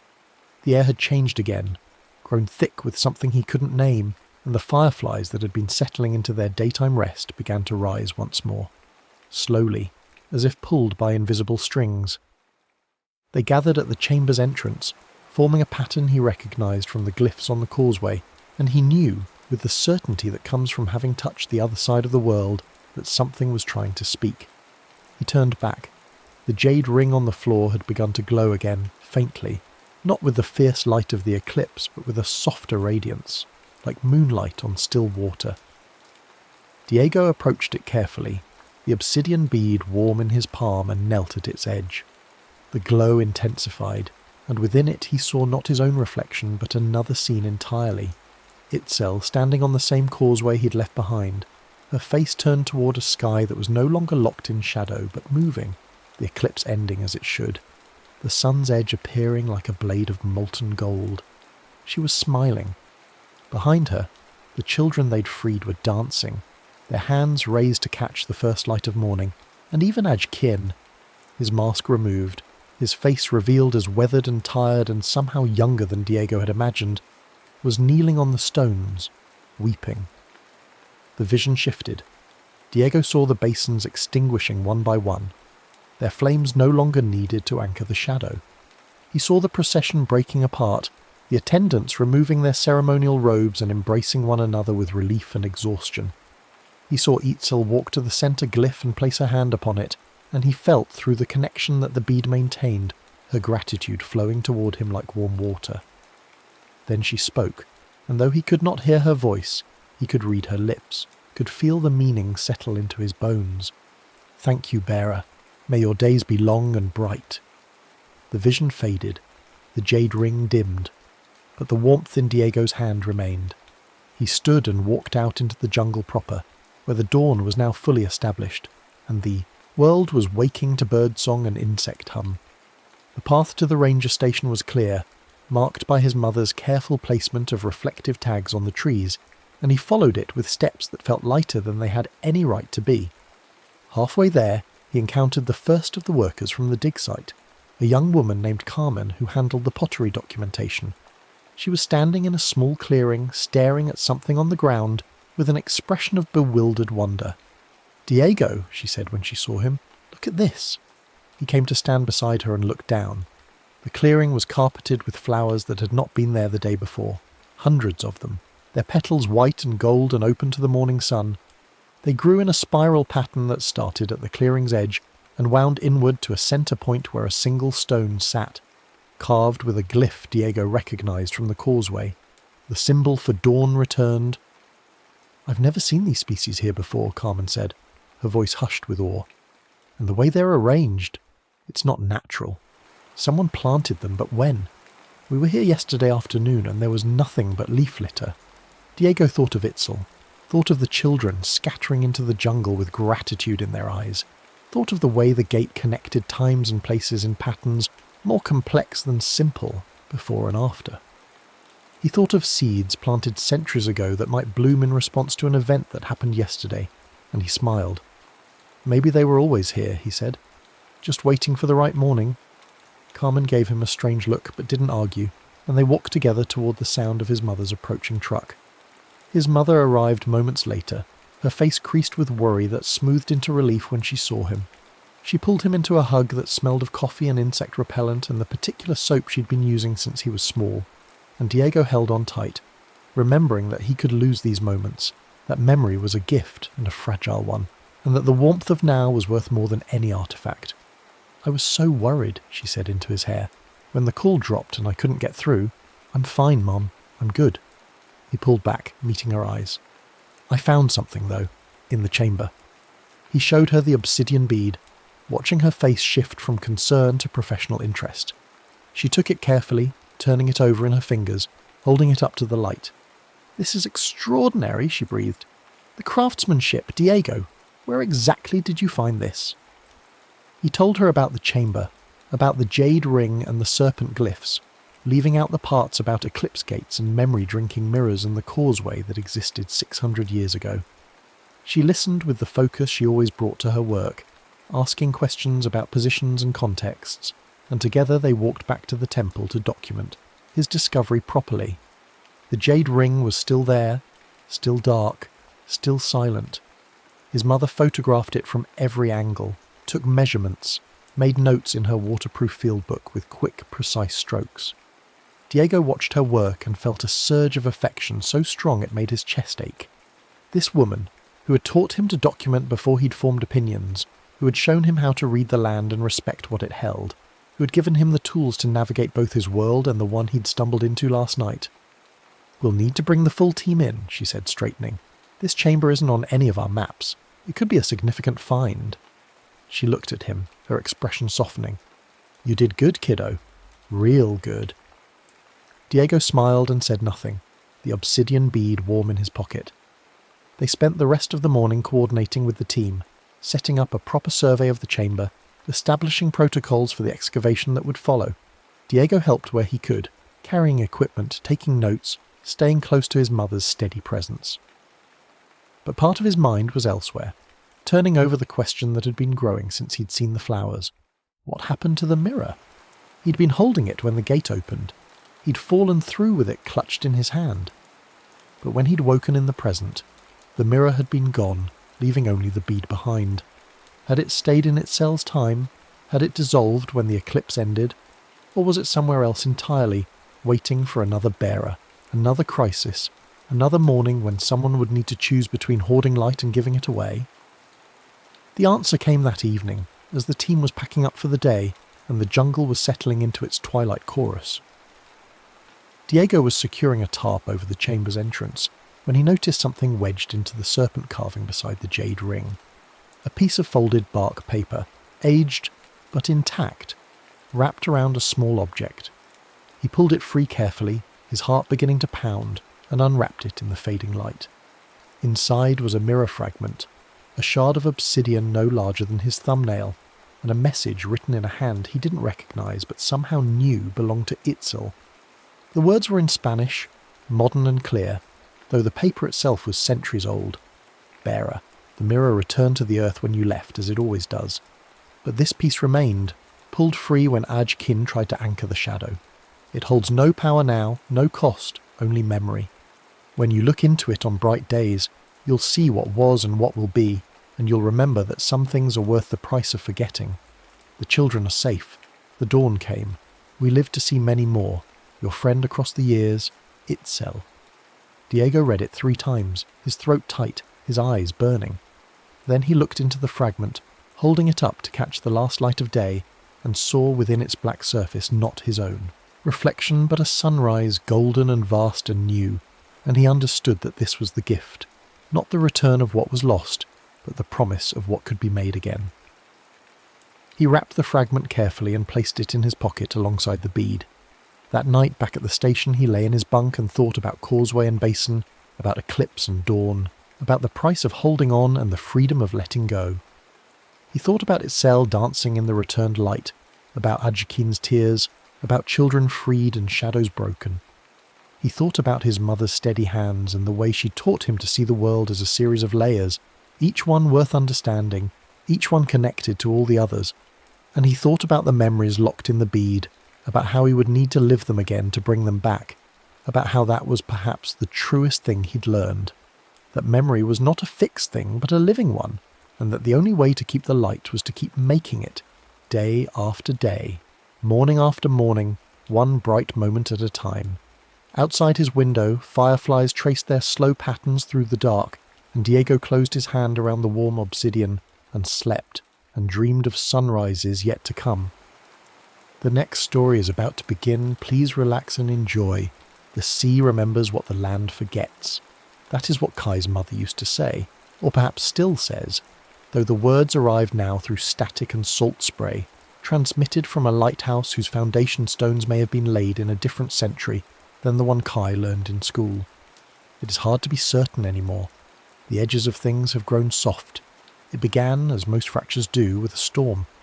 Not the kind that announces itself in weather alerts and boarding up rituals, but the slow gathering sort that builds over days in the belly of the ocean, pressing upward like a held breath. Kai knew storms the way some children know fairy tales, could read the swell intervals in their sleep, tracked the barometric shifts on laminated charts thumbtacked above a narrow bed. 16 years of living where the continent runs out will teach you to listen when the water speaks. The night it happened, Kai had been watching from the usual perch, a jutting finger of volcanic rock that the surfers called the pulpit, though no one remembered why. The storm had passed hours before, dragging its grey skirts eastward, and what remained was that strange crystalline quality the air takes on afterward, as if the world has been rinsed clean and hung to dry under alien stars. The swell was overhead, maybe 8 feet, glassy and dark as obsidian. Perfect, if you didn't mind surfing alone after midnight with only the beam from the automated lighthouse to mark the shore. Kai minded less than most. There was a comfort in the predictability of tides, in the mathematics of wave period and fetch, in knowing that the ocean followed rules even when everything else seemed arbitrary and anxious. The longboard was already waxed, had been since sunset. Just one session, Kai thought. Just one clean ride to settle the static in the chest, the buzzing behind the ribs that had been building all week like a swarm of invisible bees. The paddle out was easy. The water had that peculiar weight it sometimes carried after big weather, dense and smooth, and when Kai ducked beneath the first set wave, the cold was a shock that felt like waking up. Out past the break, the swells rolled in with the slow majesty of breathing mountains. Kai sat up on the board, legs dangling in the dark water, and looked back at the lighthouse. Its beam swept across the black, a metronome of light steady as a heartbeat. 1 flash, 2, 3. Home was there, a scatter of lights climbing the hillside like a handful of thrown dice. The corner store where Kai bought wax, the elementary school, the shortcut alley behind the harbour cafe where the dumpster always smelled like frying oil and desperation. All of it arranged in the familiar geometry of a life half lived and mostly tolerated. Then the water changed. Not suddenly, but with the slow certainty of a door swinging open in an empty room. The swell approaching from the northwest was larger than the others, and as it rose beneath the board, Kai saw that its face was wrong. The moonlight did not reflect off it so much as emanate from within it, and the foam at its crest was not white but traced with luminous threads that writhed and connected like living diagrams. Constellations, Kai realised with a cold drop in the stomach. The foam was drawing constellations. There was no time to paddle away. The wave lifted, curled, and opened its mouth. Kai popped up more from muscle memory than decision, felt the board grip the face, and dropped into the barrel. The world became cylinder and light. Inside the curl, the water was not water, but something older, something that hummed with a frequency Kai felt in the jaw and teeth. The walls of the tube were banded with concentric rings, each one glowing with a different quality of light, some pale as dawn, others deep as bruises. And floating in those rings, drifting like bubbles in amber, were dates, years, centuries, numbers that swam past too quickly to read but left their impression like after-images: 1823, 1492, 742, 2150X. Kai was not alone in the barrel. Ahead, riding what appeared to be a carved plank of dark wood strapped together with woven cord, was a figure. Slight build, hair long and sun-bleached nearly white, skin brown as polished koa wood. They wore something that might have been a shirt once, but was now mostly holes held together by salt stains and optimism. When they turned their head, their eyes were the colour of deep water, grey-green and infinitely patient. "First time?" the rider called over the roar of the wave. Their accent was strange, vowels stretched and consonants clipped in a pattern Kai had never heard. "What is this?" Kai shouted back, fighting to hold the trim, to keep the board locked in the pocket while the walls of stars spun past on either side. "The tidal timeline," the rider answered, as if that explained everything. They shifted their weight, angled their outrigger board higher on the face, and glided closer with the effortless grace of someone who had been doing this for a very long time. "You're steering it now, whether you mean to or not. That's the way it works." They pointed upward to the roof of the barrel where the foam was sketching shapes in light. "See there? Delphinus, the dolphin. Look at its back." Kai looked. Among the connected points of light there was a gap, a darkness where a star should have been, a missing piece in the constellation's spine. As Kai watched, the gap seemed to pulse, to breathe, to grow imperceptibly larger. "That hole," the rider continued, "grows when you steer. Every time you change the path, you take something from your shore, a stone, a street, a memory. Keep going long enough and the ocean forgets your harbour ever existed, and then so do you." The words arrived like cold water down the back of the neck. Kai wanted to argue, to demand explanations, to wake up in bed with the sound of the foghorn filtering through the window, and this whole impossible thing revealed as nothing but anxiety and bad fish tacos. But the board was real beneath bare feet. The wave was real, humming and alive, and ahead the barrel was beginning to close, the exit shrinking to a bright circle rimmed with stars. "Hold tight," the rider said, and kicked out through the face just as the lip pitched forward. Kai followed instinctively, punching through the curtain of water and foam and surfaced in daylight. Bright, brittle daylight that smelled wrong, too clean, devoid of the usual diesel and kelp rot that marked home harbour. The water was warm, impossibly warm. Kai spun on the board, searching for landmarks, and found only open ocean in every direction, vast and empty as a held breath. No lighthouse, no shore. Just water and sky and the slow heave of swells rolling toward a horizon that seemed somehow tilted, as if the whole world had been picked up and set back down at a slightly different angle. The rider surfaced nearby, shaking water from their hair like a seal. They were grinning now, a wild, bright thing that showed too many teeth. "Welcome to the barrel between moments," they said. "I'm Marin. You'll want to remember that because you're going to need me if you plan on getting home, or anywhere near it anyway." Kai's phone buzzed in the wetsuit pocket. Impossible. Out here. But it buzzed anyway. With shaking hands, Kai pulled it out. The screen was cracked but functional, and there were 3 new texts from Mom, all time-stamped within the last minute. "Kai, where are you? It's late. Did you go down to Harbourview? Be careful on those rocks. Also, did you take my keys? Can't find them anywhere, and I need to check the lamp housing before my shift. Harbourview." Kai read the word 3 times, turning it over like a suspicious shell. There was no Harbourview. There was the pulpit, and Breakwater Point, and the stretch of beach everyone called the boneyard because of the driftwood. But no harbour view, except, as Kai thought about it, there was a tickle of something in the back of the mind. A flicker of almost memory. A sign, maybe? Weathered wood with carved letters? No, there had never been a harbour view, had there? First one's always subtle, Marin said, paddling closer on their strange carved board. Up close, Kai could see it was covered in lines and patterns, geometric shapes that connected and diverged like roads on a map. You steered the wave just by being in it, chose a trim line without thinking. Now your shore is one small piece different than it was. They pointed at the phone. That's the price. Every correction, every route you draw takes a bite. A building, a street name. Eventually, if you're careless or desperate, a person. This is insane, Kai said, but the words felt thin, unconvincing even in the speaker's own mouth. Probably, Marin agreed cheerfully. Doesn't make it less true. Now you want to sit out here arguing with the ocean about what's real? Or do you want to learn how to get home before there's no home left to get to? The answer, when Kai could force it past the tightness in the throat, was obvious. Teach me, Marin's grin widened. Good. First lesson. The board is the map, and the map is the board. You've got anything to draw with?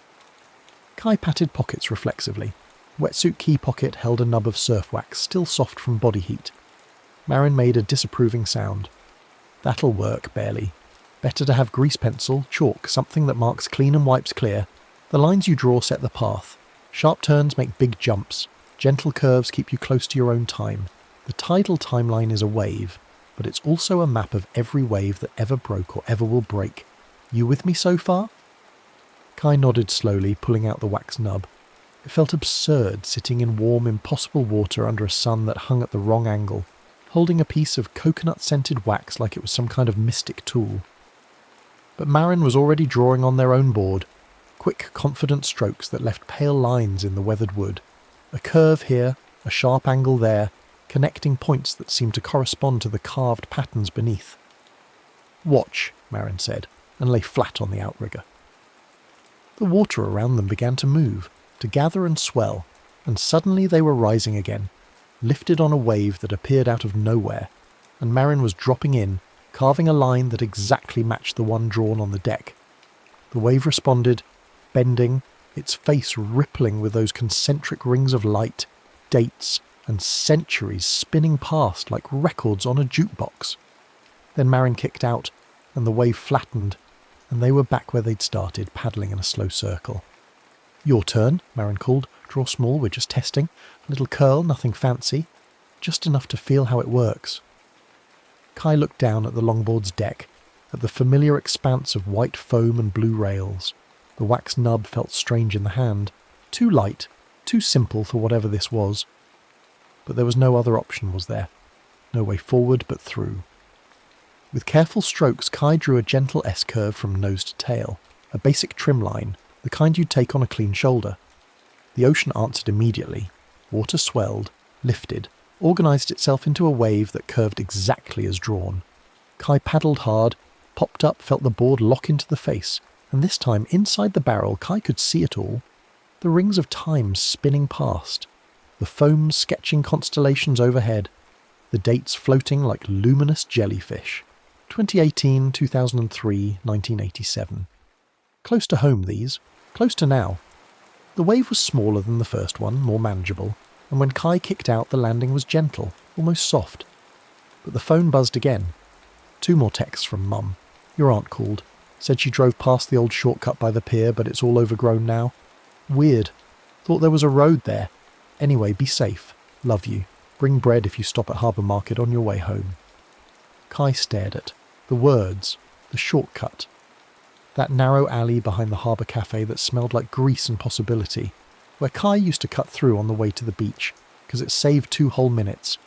It had been there yesterday, last week, forever. Except now, apparently, it was overgrown, vanished, erased like a pencil mark under a thumb. You see, Marin said quietly. They had paddled up silently, were floating close enough that Kai could see the weathering in their face, the way sun and salt had carved lines around the eyes and mouth. This was someone who had been in the barrel a long time. Every line you draw, every path you choose, it rewrites something. The timeline doesn't give rides for free. It takes payment in pieces of the world. How do I stop it? Kai asked, hating the shake in the voice, the edge of panic creeping in. How do I put it back? You don't put it back, Marin said, not unkindly. Not the way you think. You can't undo what's done, but you can close the gap. They pointed up at the sky, though there was nothing visible in the daylight. The missing star in Delphinus. That's your key. The timeline pulled you in because something's unfinished, some loop that needs closing. The constellation is a map, see, and you're the one who has to complete it. Draw a path that connects the missing piece back to the hole, and the gap seals. The wave lets you go. Your shore remembers itself. And if I don't? Kai already knew the answer but needed to hear it spoken. If the gap reaches 5 stars, the ocean forgets your harbour, unmakes it down to the bedrock, and anyone who loved it, anyone who called it home, they forget too. The wave will have always been empty water. Your mother will have always worked a lighthouse that overlooks nothing but sea. Marin's eyes were very steady, very sad. I've seen it happen, more than once. The silence between them was broken only by the slap of water against fiberglass and wood, the distant cry of a seabird that might not have been a seabird at all. Kai looked down at the wax nub, at the faint S-curve still visible on the deck, already fading in the sun. One small line, one tiny correction, and an entire alley vanished. How long have you been here? Kai asked. In the timeline? Marin smiled, thin and bitter as lemon peel. I was pulled in during a crossing from Tahiti to Rapa Nui, 1774, by your calendar, though the year matters less than you'd think in here. I was a wayfinder, navigator for my people, knew the stars like family, could read current and swell like you read those charts of yours. But I got cocky, tried to steer the timeline to avoid a storm that was waiting 2 days ahead, drew too many routes, made too many corrections. By the time I understood what I was doing, my island was half gone. The lagoon where I learned to swim just erased, reef and all. They touched the carved patterns on their board, fingers tracing routes that might have been maps or might have been scars. Been trying to close my loop ever since. Been trying and failing for 250 years. 50 years, Kai repeated numbly. The enormity of it was too large to fit in the head, spilled out the edges like water through cupped hands. You've been riding this wave for 2.5 centuries. Time moves strange in the barrel between moments, Marin said with a shrug. I catch decades like you catch rides. But the rules stay the same. Draw a closed loop, reconnect the missing stars, do it at still point when the tide goes slack and the wave's eye opens. That's the only way out. Problem is, I've never found my still point. The moment never comes, or I miss it, or I'm not ready. After a while, you start to wonder if you even remember what you were trying to get back to. They fell quiet then, both of them bobbing in the warm, strange water, and Kai understood with a clarity that was almost painful that this was a glimpse of the future if the route forward wasn't found. Decades of riding and failing. Decades of watching the constellation gap widen until there was nothing left to return to. The phone buzzed again, but Kai didn't look at it. Didn't want to know what else had been taken, what other small piece of home had been excised like a tumour. Teach me everything, Kai said finally. Every rule, every trick, every way to read the wave. If I'm going to close this loop, I need to understand how. Marin's expression shifted then, something like hope flickering across the weathered face. All right, they said, all right. But first you need to understand where you are. The tidal timeline isn't just a wave, it's a library. Every ride that's ever been ridden, every voyage that's ever been sailed, they're all here, recorded in foam and starlight. You want to learn to navigate? We go visit the navigators. Over the days or weeks or months that followed, time had become a slippery thing, hard to pin down, Kai learned. Marin was a patient teacher when they chose to be, and ruthless when patience failed. They taught Kai to read the stick charts of the Marshall Islanders, those elegant frameworks of curved palm ribs and cowrie shells that mapped swells and currents in 3 dimensions. They surfed through a bioluminescent maelstrom off the coast of a Roman trireme, drafting in the ship's wake while legionaries shouted in confusion at the glowing figures on the water. They slalomed between the illuminated compass roses that bloomed like strange flowers in the fog banks of the Portuguese age of exploration, each rose spinning and chiming with the names of places that no longer existed or hadn't been discovered yet, depending on which way you were travelling. Kai learned that the timeline had moods. Sometimes it was playful, offering clean perfect barrels that bent gently through a single century, letting the rider practice carving figure eights and loops with minimal cost. Other times it was vicious, churning up close-out sets that slammed the rider through 500 years in a single wipeout, spitting them out in the middle of a colonial whaling fleet or a pre-Columbian fishing flotilla, or once, memorably, a future ocean clogged with floating gardens and aquaculture platforms where people with gills worked in silence. The full rule was simple and absolute. Wipe out beneath a foam pattern and you surfaced in that era's sea. Not in the timeline, but in the actual historical moment, wet and confused and having to explain to very real people why you were riding a fiberglass plank in clothing that wouldn't be invented for centuries. Kai fell twice in the early days, once into a Phoenician merchant route off the coast of what would someday be Lebanon, where the sailors tried to sell Kai as an oracle after hearing about the magic board. Once into a Ming Dynasty treasure fleet, where a navigator named Joe took one look at Kai's waterlogged phone and drew 73 questions about metallurgy and glassmaking before the timeline wave rose again and Kai could paddle back in. Each trip taught something. The Phoenicians navigated by stars, but also by the colour of the water, by the way certain currents carried certain smells from distant shores. Joe showed Kai how the treasure fleets used careful records of everything, wind, current, celestial observations, to build maps that worked not from latitude and longitude but from relationships, from the way one piece of data connected to another. It was all the same, Kai realised slowly. Navigation wasn't about forcing the ocean to behave.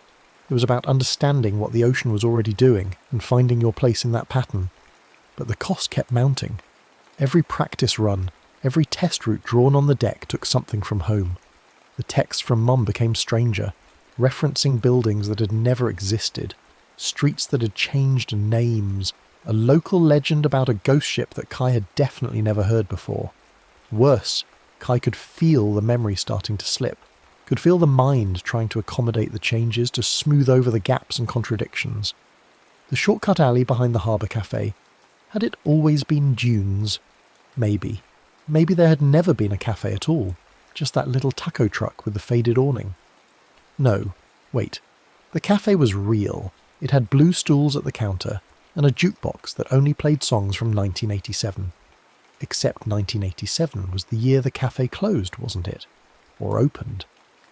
The memories layered and contradicted and slipped against each other like tectonic plates grinding toward an earthquake. Marin noticed. They always noticed. "You're losing your grip," they said one evening. If it was evening, the light in the timeline didn't always correspond to time of day, while they sat on their boards watching a pod of dolphins that might have been real or might have been foam memory. Happens to everyone eventually. The mind tries to fix the contradictions, and in doing so, it breaks itself. You need to anchor to something unchanging. Like what? Kai asked. Everything felt fluid now, untrustworthy. Even the longboard was starting to look unfamiliar, its rails too blue or not blue enough, the logo slightly wrong. For me, it was the Southern Cross, Marin said, tilting their head back to look at a sky full of stars Kai didn't recognise. I can't remember my mother's face anymore, or the name of the village where I was born, but I remember the cross. The way it hung above the horizon during the planting season. The way we'd use it to find our heading when the clouds covered everything else. It's been my north for 200 years, even though I'm not sure I could find the actual island if the timeline spit me out tomorrow. Kai thought about that. Thought about the lighthouse beam, the way it swept across the dark in its endless patient rotation. 1 flash, 2, 3, the rhythm of it. Mum's voice on the phone, even when the words were wrong. The particular smell of the ocean at dawn in home harbour, salt and kelp and diesel and possibility. Those things felt real in a way the changing streets did not. Those things were bedrock. The lighthouse, Kai said, that's my anchor, my mum's voice, the way the beam cuts the dark. Marin nodded approvingly. Good. Hold that. When everything else starts to slip, when you can't remember if the pier was always green or always grey, come back to the lighthouse. That's your true north. The thing you owe yourself to return to. The phrase stuck in Kai's mind. The thing you owe yourself. Because wasn't that the real problem? All this time, all these practice runs and close calls, Kai had been thinking about getting home, about closing the gap and fixing what had been broken. But home kept changing, kept slipping away like sand through the fingers. What was home, anyway, when the streets wouldn't stay put and the memories were unreliable? It was Mum's voice, the lighthouse beam, the particular slant of light on the water at dawn. It was the future Kai kept postponing, the one where the anxiety finally settled and the static behind the ribs went quiet and there was time, finally, to be still. Home wasn't a place on a map. It was a destination, a north point, a thing you steered toward even when the waves got confused. And that was when Kai understood what the missing star really meant. The gap in Delphinus wasn't just a hole in the constellation, it was the missing piece in Kai's own navigation. The future that kept getting postponed. The version of home where the anxiety didn't buzz and the tides made sense and Mum's voice said the right things in the right order. The star was the North Kai ode to the self, and the loop had to include it, had to draw a path that made room for it, or the gap would just keep growing until there was nothing left but open water and a lighthouse that overlooked nowhere at all. I know what I have to do, Kai said, the realization settling like ballast. The loop has to go through home, not around it, not past it, through it.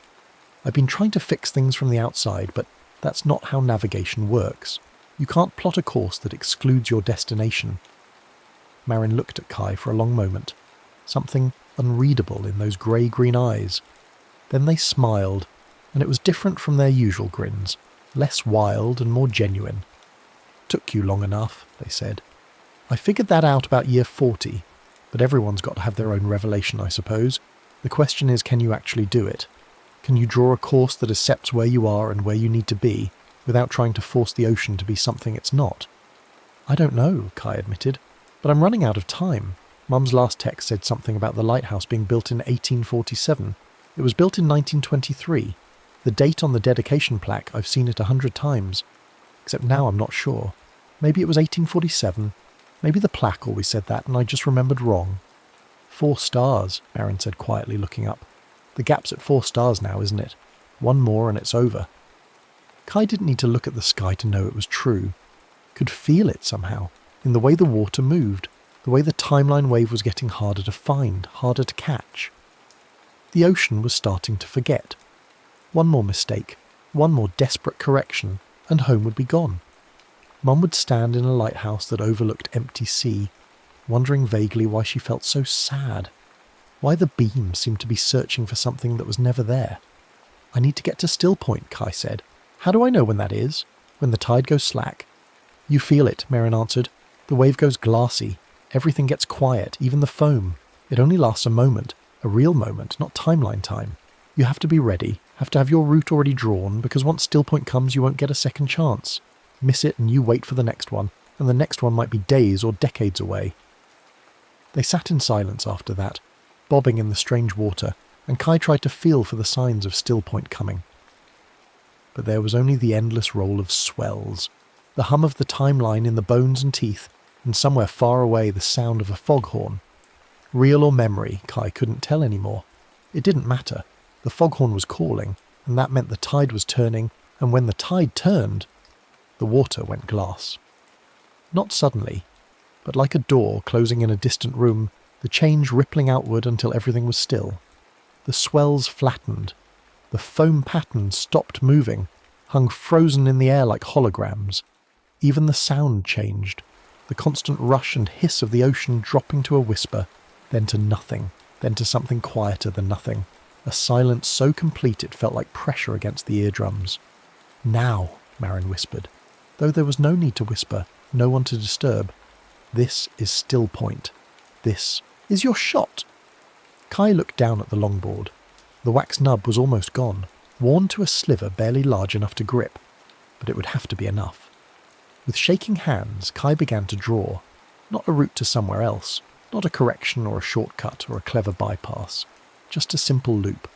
Lighthouse to reef to channel to lighthouse, the exact path Kai had surfed 1,000 times on 1,000 ordinary dawns. The path home, drawn with all the knowledge and skill that the timeline had taught, but also with the simple truth of knowing where north was. The wax line was pale against the deck, barely visible, but it was there, and it was right. And as Kai drew the final connecting stroke, the board hummed beneath the touch. The water answered. It rose, slow and inexorable as the moon-pulling tides and the timeline wave built around them. But this one was different. This one wasn't banded with rings of time or studded with floating dates. It was just a wave, clean and perfect and lit from within like stained glass, and inside the barrel the foam was sketching a pattern, tracing lines of light that connected and diverged and connected again, weaving together into something whole. "Kai," Merrin started to say, but the rest was cut off because suddenly they weren't alone in the barrel. A figure was there, riding a skiff that seemed made of brass and old wood, a craft with a mast that split into a dozen arms, each arm terminating in a sextant that spun and clicked. The rider was tall, dressed in a coat that had too many pockets and too many buttons, and in their hands they held a glass bottle full of swirling foam that glowed with the stolen light of captured stars. "The cartographer of tides," Merrin hissed, and Kai understood immediately that this was an antagonist, the kind of figure who appears in the third act when the protagonist is closest to winning. The cartographer looked at Kai with eyes that were blank as beach glass, assessing, calculating. "Modern charts," the cartographer said, voice like wind through rigging. "You have them. Current vectors, bathymetric data, satellite-corrected coordinates. I've been waiting for someone from your time to enter the timeline. Trade them to me, and I'll let you go. Keep them, and I'll take your wayfinder here and bottle their foam too. The timeline needs a stable course. No more random surfers drawing nonsense. I'll freeze it to the proper history, the one where I choose which stars get remembered." Kai looked at Merrin, who was already backing away on the outrigger, trying to paddle out of reach. But the cartographer's skiff was faster, the sextants clicking and adjusting, calculating intercept courses. The bottle in the cartographer's hand pulsed with stolen light, and Kai realised with sick certainty that every glow was a captured moment, a foam star taken from the sky and hoarded like treasure. "I don't have charts," Kai said, which was technically true. The phone was dead, had been dead for days or weeks or months, its battery long since drowned and exhausted. "And even if I did, you can't freeze the timeline. That's not how navigation works. You can't stop the ocean from moving." "Can't I?" The cartographer smiled, cold as deep water. "Watch." One of the sextant arms swung down, caught Merrin's outrigger board with a brass hook and yanked. Merrin tumbled backward into the foam, and where they fell the pattern blazed up around them, wrapping them in light like a cocoon. The cartographer opened the bottle, and the cocoon of light began to drain into it, pulled like water down a hole. Merrin was shouting something, words lost in the roar of the timeline wave, and their outrigger board was dissolving, centuries of salt and sun and careful carving coming undone as the foam memory was stolen. Kai didn't think, just reacted.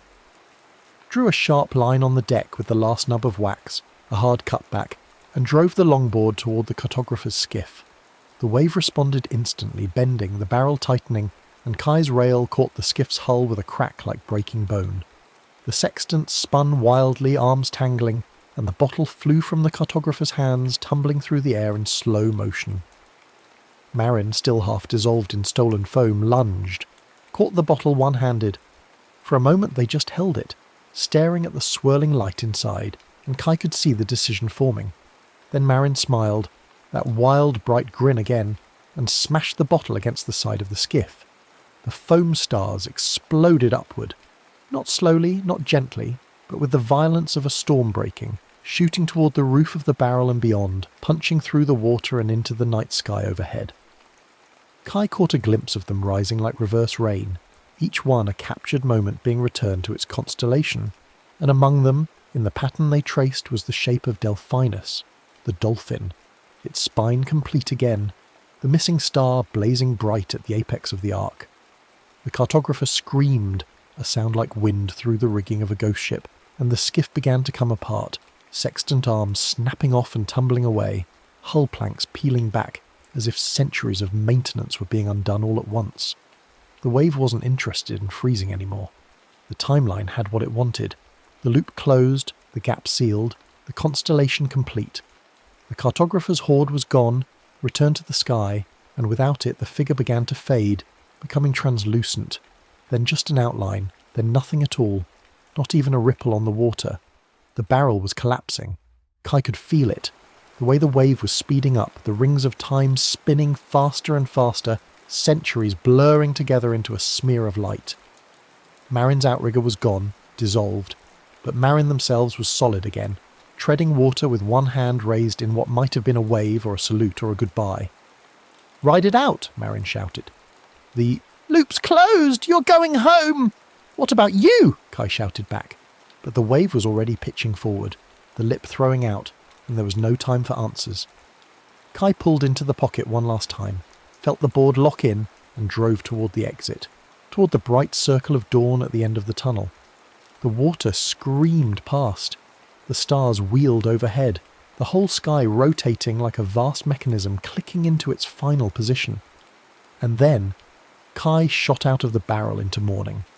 Real morning, bright and cold and smelling of salt and kelp and diesel. The lighthouse beam was still making its rotation across the grey water. One flash, two, three, and the shore was there. The familiar jumble of buildings climbing the hillside, and everything was almost right. Almost, but not quite. Kai paddled in slowly, checking the landmarks. The elementary school still there, the corner store still there, the harbour cafe. Kai blinked. The cafe was there, blue stools visible through the windows, but the shortcut alley beside it was gone.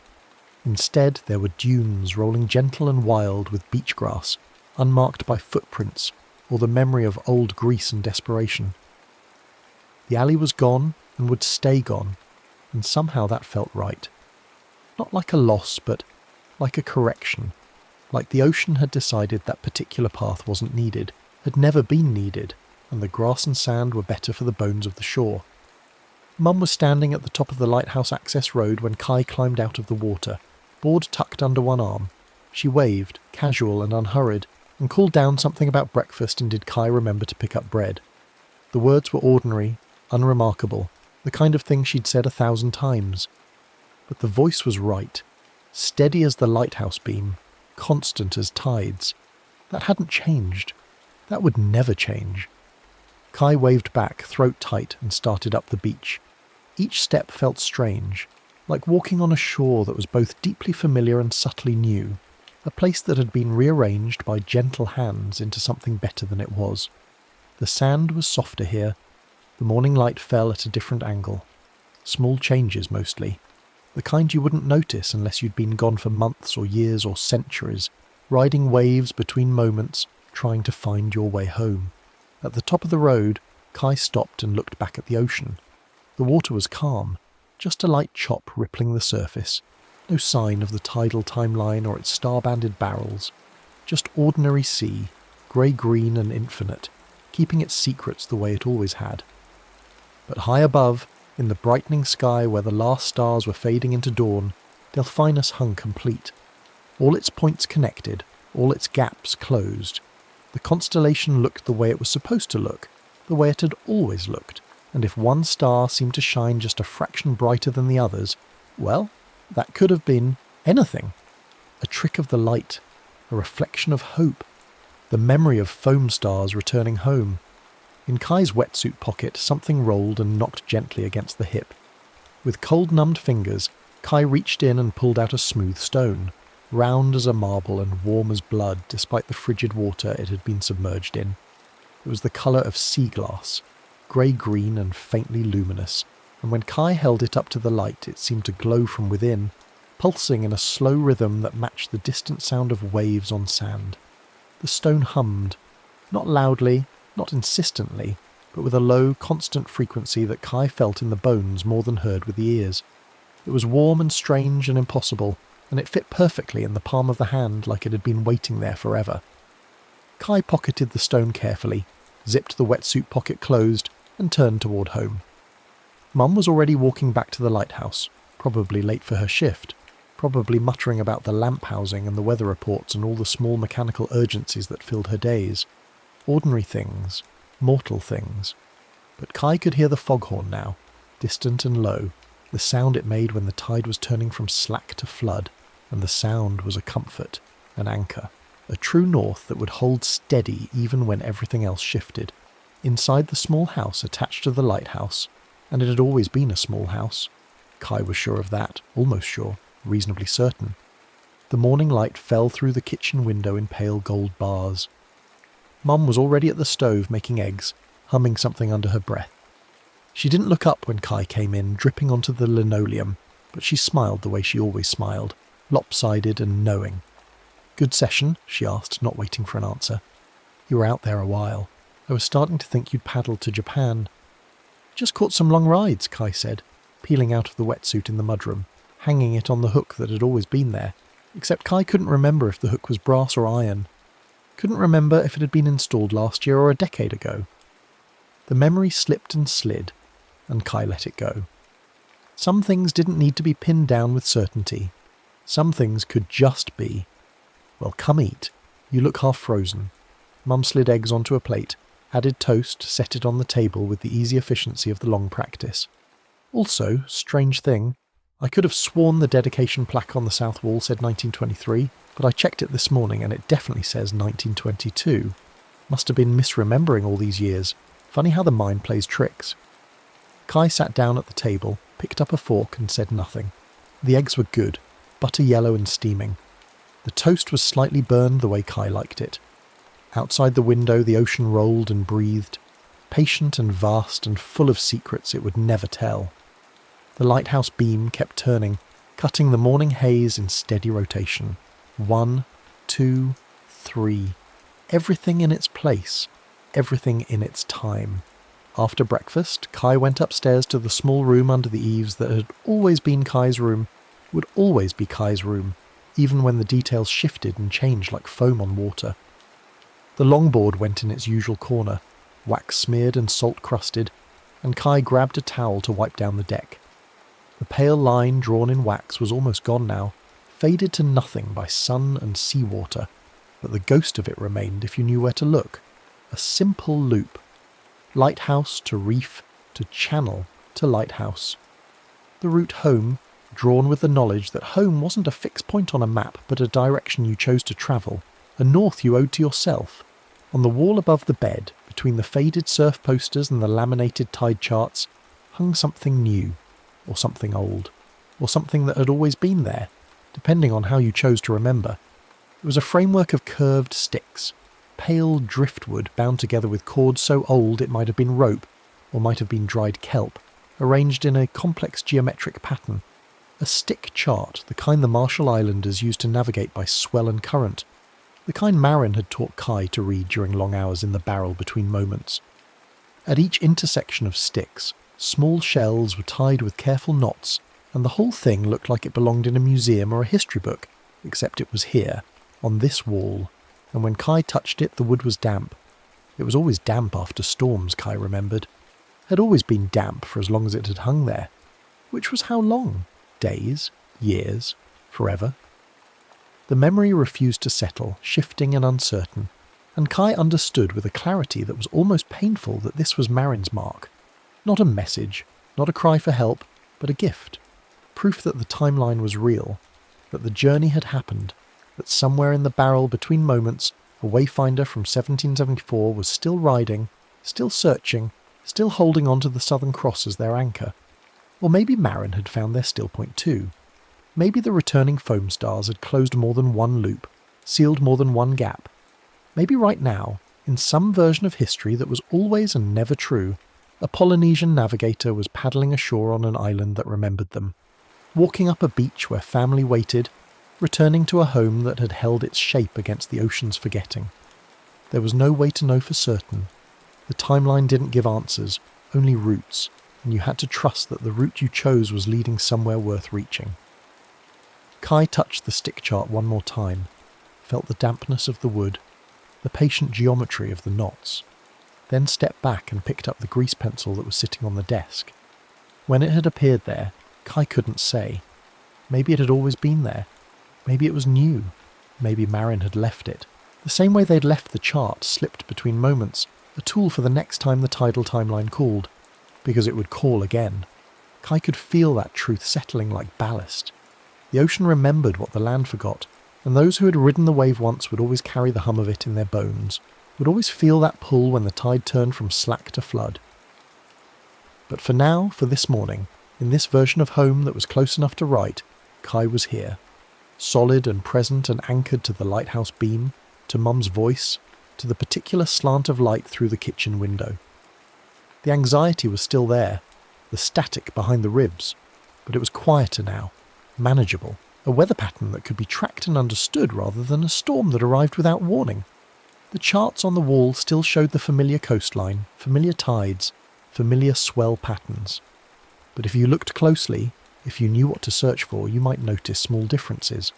A reef marked in a slightly different location, a channel that curved where it used to run straight, the cartography of home rewritten in subtle strokes, a map that was still learning its own geography. Kai opened the desk drawer and found the tide chart for the month.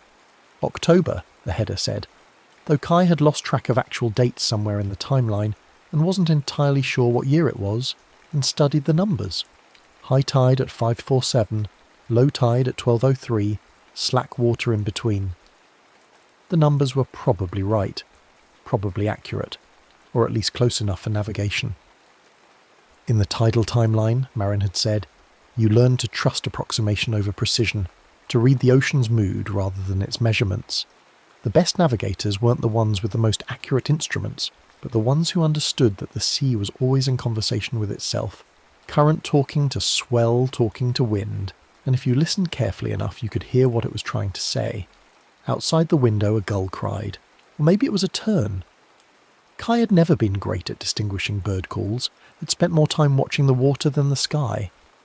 But the sound was familiar, ordinary, the kind of background noise that said this place is real and you are in it, and for now that was enough. The stone in the wetsuit pocket, still hanging in the mudroom, still dripping salt water onto the floor, was humming its quiet rhythm, a frequency that would probably hum louder when the tide shifted, that would probably sing at the full moon and whisper during the new moon, and generally behave like any proper talisman from an impossible journey. Kai placed the grease pencil on the desk next to the laminated charts and the scattered tide tables and the collection of broken surf wax that cluttered the workspace like offerings at a neglected shrine. Then went downstairs, where Mum was washing dishes and humming and being exactly herself, which was the most stable thing in a universe that had proven itself considerably less fixed than previously assumed. I'm going to walk up to the point, Kai said, pulling on a jacket that might have been blue or might have been grey, might have hung on this hook for years or might have appeared yesterday. The details were fuzzy, unreliable, but the jacket was warm and smelled like salt, and that was what mattered. Take your phone, Mum said automatically, not looking up from the dishes, and be back before dark. We're supposed to get weather tonight. I will, Kai promised, and meant it. The phone was still dead, would probably never work again after so much saltwater immersion, but it didn't matter. Kai knew the way to the point and back, had walked it 100 times, 1,000 times, in a dozen different versions of this morning. The route was written in muscle memory and bone-deep knowledge, a path you could follow with your eyes closed if you trusted your feet to remember. Outside, the air was cool and bright with that particular quality October carried. Or maybe it was November, or September, time had gotten confused. The sense of the world poised between states, between summer's heat and winter's cold, neither one thing nor another but something richer for the uncertainty. The road up to the point was paved for the first 100 yards, then turned to gravel, then to dirt, then to nothing but a trail through beach grass and ice plant. Kai followed it without thinking, guided by the deep familiarity of a route walked so many times it had worn a groove in the soul. At the point, the pulpit people called it, or had called it, or would call it again, the rock jutted out into the water like a question mark laid on its side. The view from here stretched north and south along the coast, a ragged line of cliffs and coves and hidden beaches that held their secrets close. Kai stood at the edge where the rock met the empty air, toes hanging over the drop, and looked out at the ocean. It was just ocean, grey-green and restless, chopped by a light northwest wind, the swell lines marching in from some distant storm that had already passed and been forgotten. No glowing rings, no foam constellations, no barrel between moments waiting to swallow the unwary surfer. Just water, doing what water did, which was everything and nothing, constant and changing, faithful and fickle. But if you looked carefully, if you knew what to search for, you might notice the way one particular swell was catching the light differently, the way it seemed to glow just slightly from within, the way it curved and held its shape longer than physics suggested it should, as if it were waiting for something or someone, to drop in and begin the conversation again. Kai watched that swell roll past, let it go uncaught, unchased. Not today. Maybe not ever again. Or maybe tomorrow, or next week, or next year, when the tide and the moon and the mind all aligned in the particular configuration that opened the door between moments. The timeline was still out there. Would always be out there, patient as stone, waiting for the next navigator bold enough or foolish enough to paddle into its barrel and try to draw a route through time. In Kai's pocket the stone hummed, a quiet reminder, a gentle invitation, a promise that the door was never truly closed, only resting, and when the moment came, when Still Point arrived again, and the wave went glass and the foam stars needed returning to their constellations, there would be a way back in. There would always be a way back in, for those who knew how to read the signs, who understood that navigation was not about controlling the ocean, but about finding your place in its patterns. Kai turned away from the point, away from the water, and walked back down the trail toward home. The lighthouse was visible from here, its white tower standing against the grey sky, the lamp housing dark in the daylight but ready to blaze when evening came. 1 rotation, 2, 3, constant as breath, faithful as tides, the beam that marked home shore, that called the lost and wandering back to harbour, that said this is the place you return to, this is your north. The stone hummed, the ocean breathed, and somewhere in the barrel between moments, in the library of every wave that had ever broken or ever would break, a stick chart hung damp and patient on a wall that existed in all times and no time, waiting for the next wayfinder to need its wisdom. Kai walked home through the morning light, through the version of home that was close enough to write, and felt the anxiety in the chest settle a little deeper, a little quieter. Not gone, never gone, but manageable now, a known quantity, a weather pattern that could be tracked and predicted and survived. The static behind the ribs would always be there, probably. The uncertainty about which streets were real and which memories were reliable would linger for weeks or months or years. But the lighthouse beam would keep turning, and Mum's voice would stay steady, and the route home was written now in more than just memory. It was carved into the bones of the world, a closed loop that connected lighthouse to reef, to channel to lighthouse, a path that would hold even when everything else shifted. At the house, Mum was on the porch looking at something on her tablet, frowning at the weather report the way she always frowned when storms were coming. She glanced up when Kai approached, smiled that lopsided, knowing smile, and went back to her reading. Ordinary, unremarkable, exactly as it should be. "Big swell coming in tomorrow," she said without looking up. 8 to 10 feet. You planning to surf it? Kai thought about that. Thought about the way the ocean had looked from the point, the way that one particular swell had caught the light. Thought about the stone humming in the pocket, the stick chart damp on the wall, the grease pencil waiting on the desk. Thought about Marin, somewhere in the barrel between moments, riding their own route through time, holding on to the Southern Cross as their anchor. "Maybe," Kai said. "Depends on the tide." "Always does," Mum agreed, and went back to her weather report, and the morning continued being morning, ordinary and precious, and exactly as fragile as everything always was. Inside, Kai climbed the stairs to the small room under the eaves and pulled the stone from the jacket pocket. It sat in the palm warm and patient, glowing faint grey-green in the dim light, humming its quiet frequency. A piece of the tidal timeline carried back to solid ground. A reminder that the impossible was always one good swell away. A promise that when the moment came and the wave called and Still Point opened its glassy eye, there would be a way to answer. Kai placed the stone on the desk next to the grease pencil, next to the tide charts and the broken wax and all the small tools of navigation. They sat there together like artifacts in a museum dedicated to a journey no one would believe, and that was fine. Some stories weren't meant to be believed.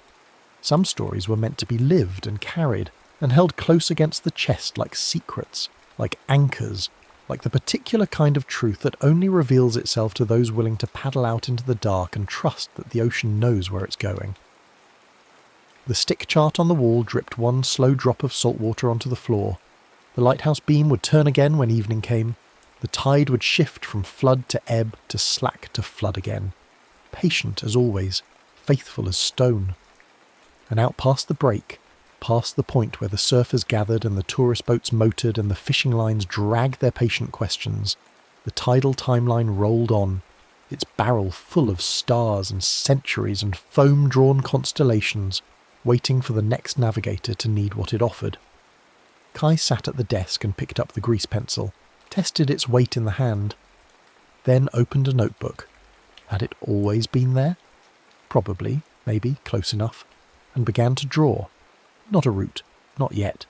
Just lines, just the basic vocabulary of navigation, the shapes that connected here to there, the curves that described how water moved and how a rider could move with it. Practice strokes, memory exercises, the eternal work of learning to read what the ocean was saying, so that when the moment came and the conversation resumed, the response would be ready. Outside the window the day continued.